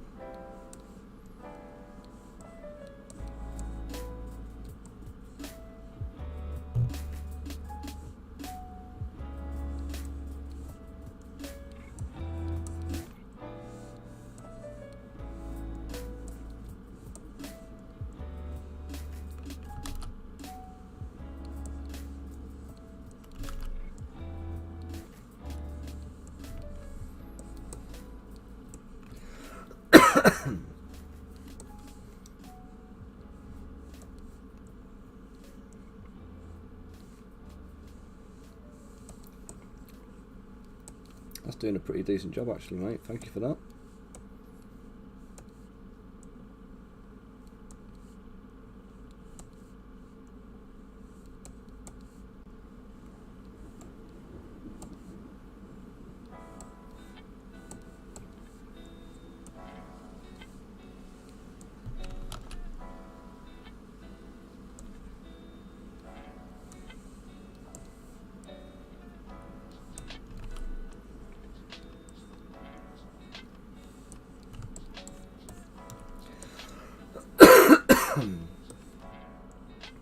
Oh, lazy mouse is essential, I think.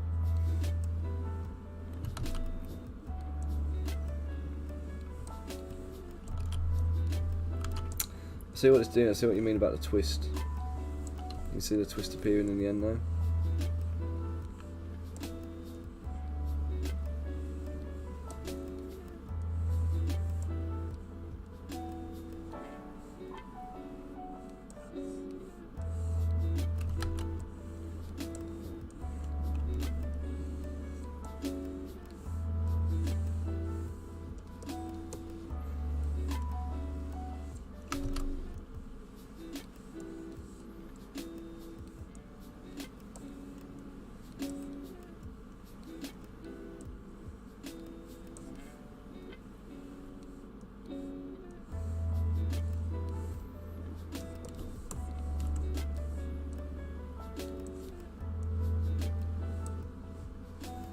Yeah, it definitely takes a little bit of getting used to, but once you've figured it out, and it's like I say, it's all about direction, isn't it?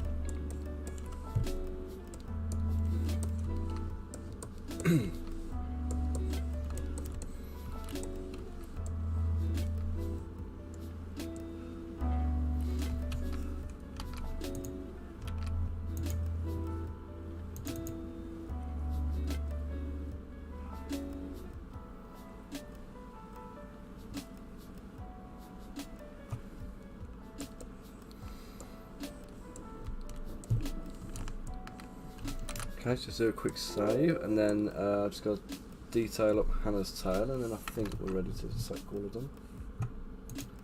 And I've got to go and log off and look after the wife.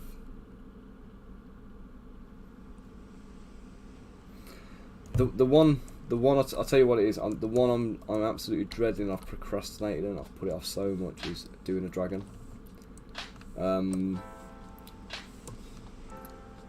Just scaling that thing up, like I can imagine, like I'm gonna need to use you know, insert meshes and textures and stuff to be able to do it efficiently, but I don't think I'm going to get the result I want using them.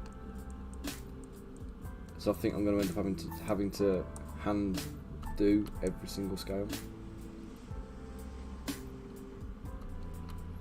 Well, detailed enough for the size is the answer. I think it's not going to be over detailed because it's, you know, we're dealing with miniatures, but relative scale of the model is going to be, like, well, relative size of the model rather is going to be big. So it's going to need some what's slash 3?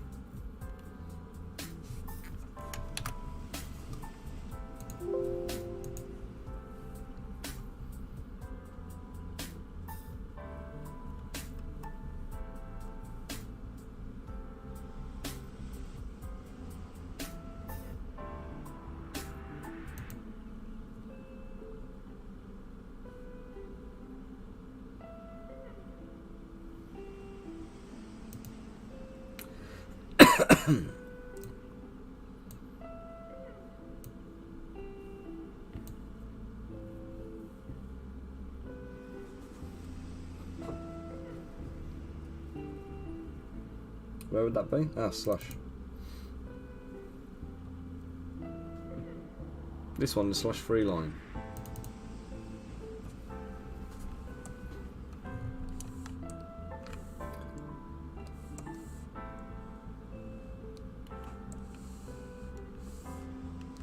What the bloody hell? I don't even know what that's doing.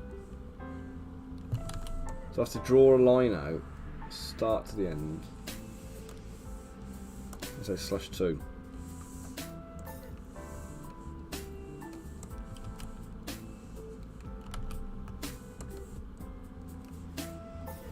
What are you saying, like draw the scales in like that?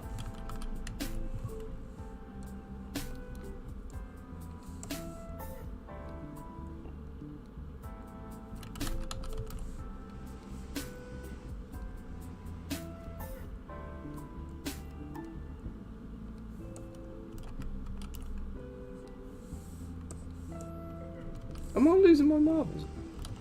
Oh my god, it's different depending on which direction you go in.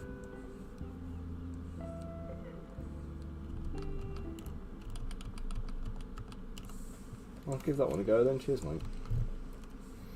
To be honest, my thinking was I was going to do the same thing I did with the stars. Mask off all of the, because this is what I did with Ifrit and his things. Would be like, I would draw in all of these like little scales like this. With a super high res mesh that would make you cry and freak out. Once I've posed him, of course.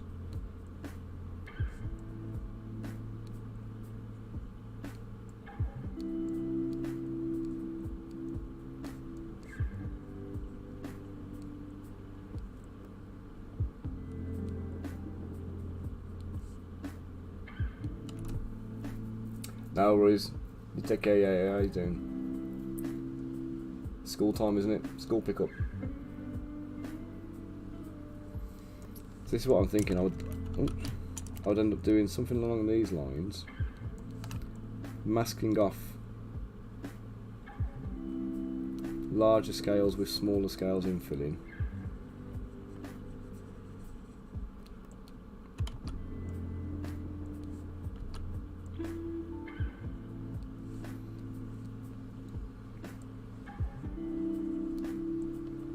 Yeah, I'm going to have to go and do the school run tonight now, this afternoon now, because Haley's not feeling well. So yeah, so I'll end up doing that, and then a little bit of that.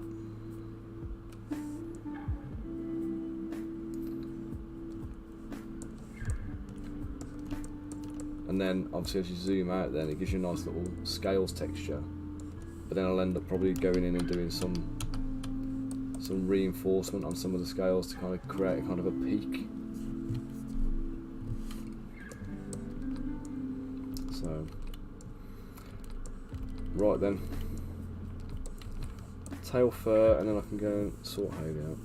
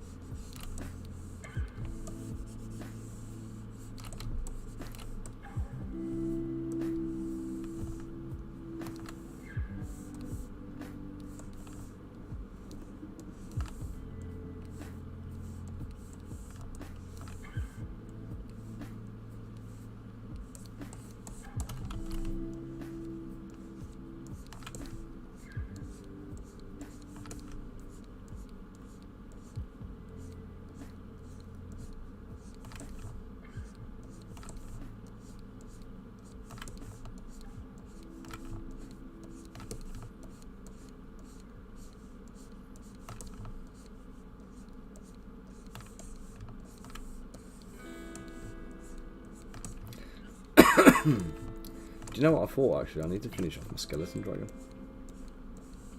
I started doing a Draco Lich, and then I stopped because I'd done it all as bones, and I wasn't sure if it should still have some like rotten flesh on it or something like that.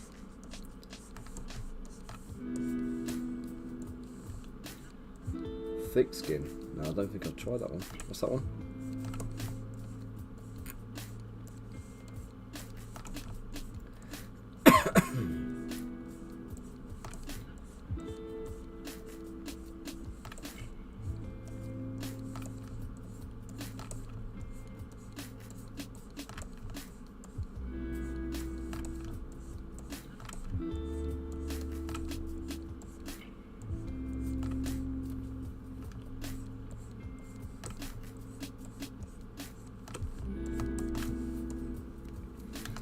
So let me get this tail finished and I'll have a quick peek at it before I dash off.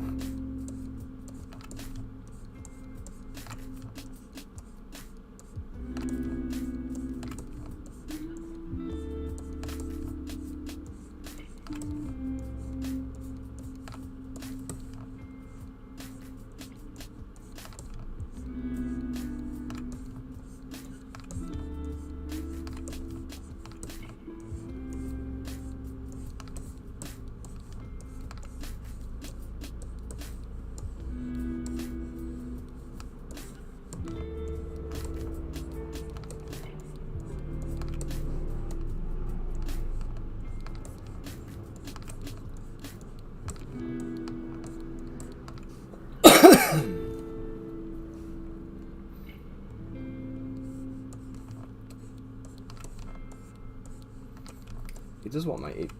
It gives it a thick skin.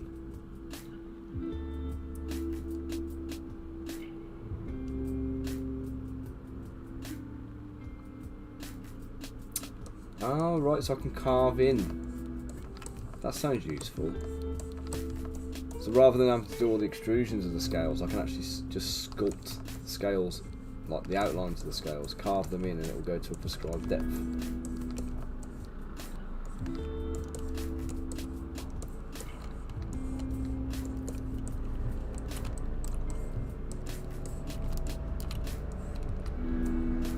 Yeah, definitely going to have to give that one a go then, if that's the case.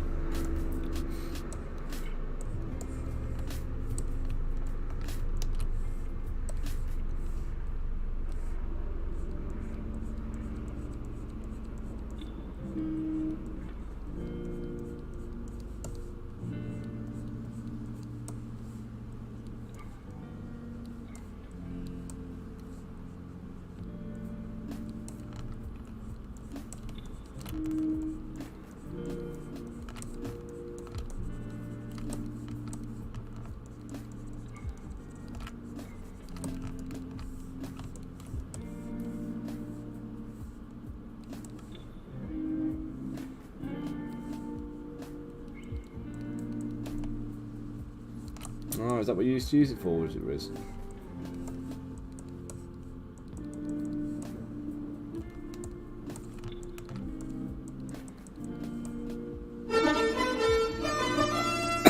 Elston, you've turned up as I'm about to go, mate. Thank you for the reminder.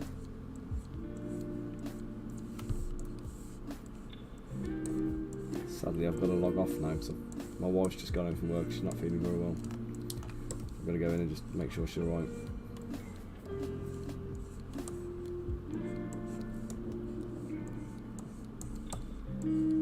But how's it going anyway, matey? There we go. The final Crystal Collapse character is now finished. Let's merge everything down.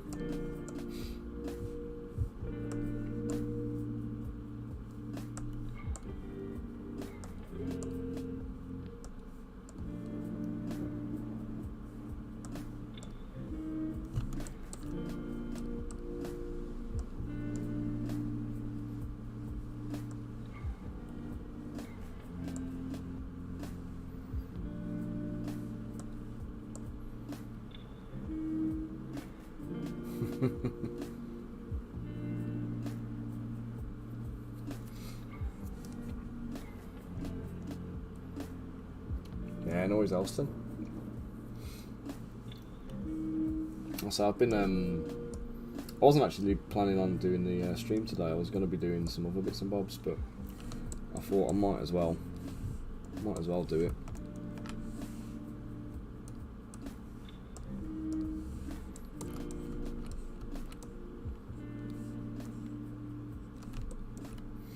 Oh, so there we go.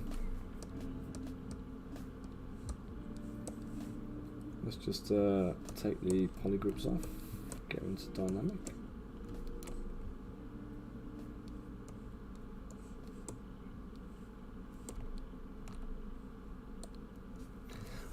You know what, I need to put my render set on.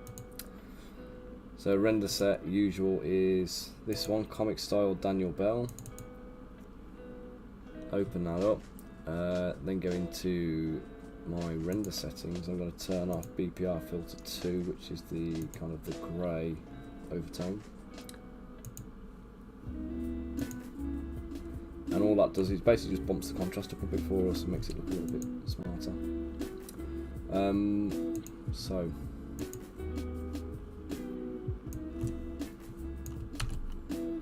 send this to Max.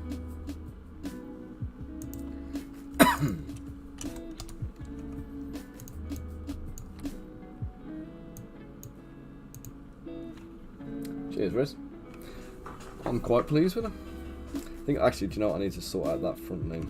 I need to sort out the trousers just a touch.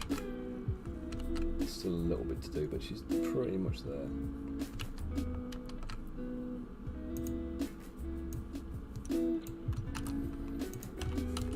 I just find it's worth doing these like turnaround snapshots and stuff because it gives you a chance to just have a little look at everything and make sure it's all working as it should.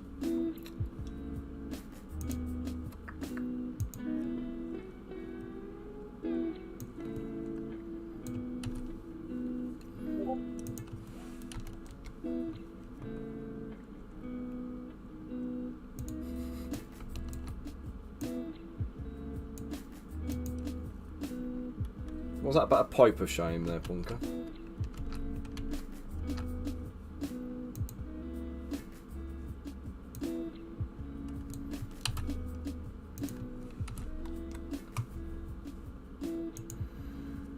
Right then, guys. I'm going to call that done for the day. Let's go and check on Hayley and make sure she's okay.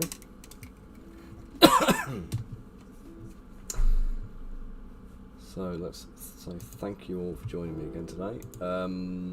I'll probably be back tomorrow doing another stream, I think. Just see who's about. Brushmaster, right? I'm going to drop you in on Brushmaster. So this is a guy called Adam. He's done some painting for me, or he's painted some of my stuff for me. Really good bloke, really good painter. So you know, check him out, give him some love, give him a follow if you don't already. And I'll be hopefully back tomorrow, so check him out, guys, have fun and enjoy. Thanks for joining me, and I'll catch you later, taters. Adios.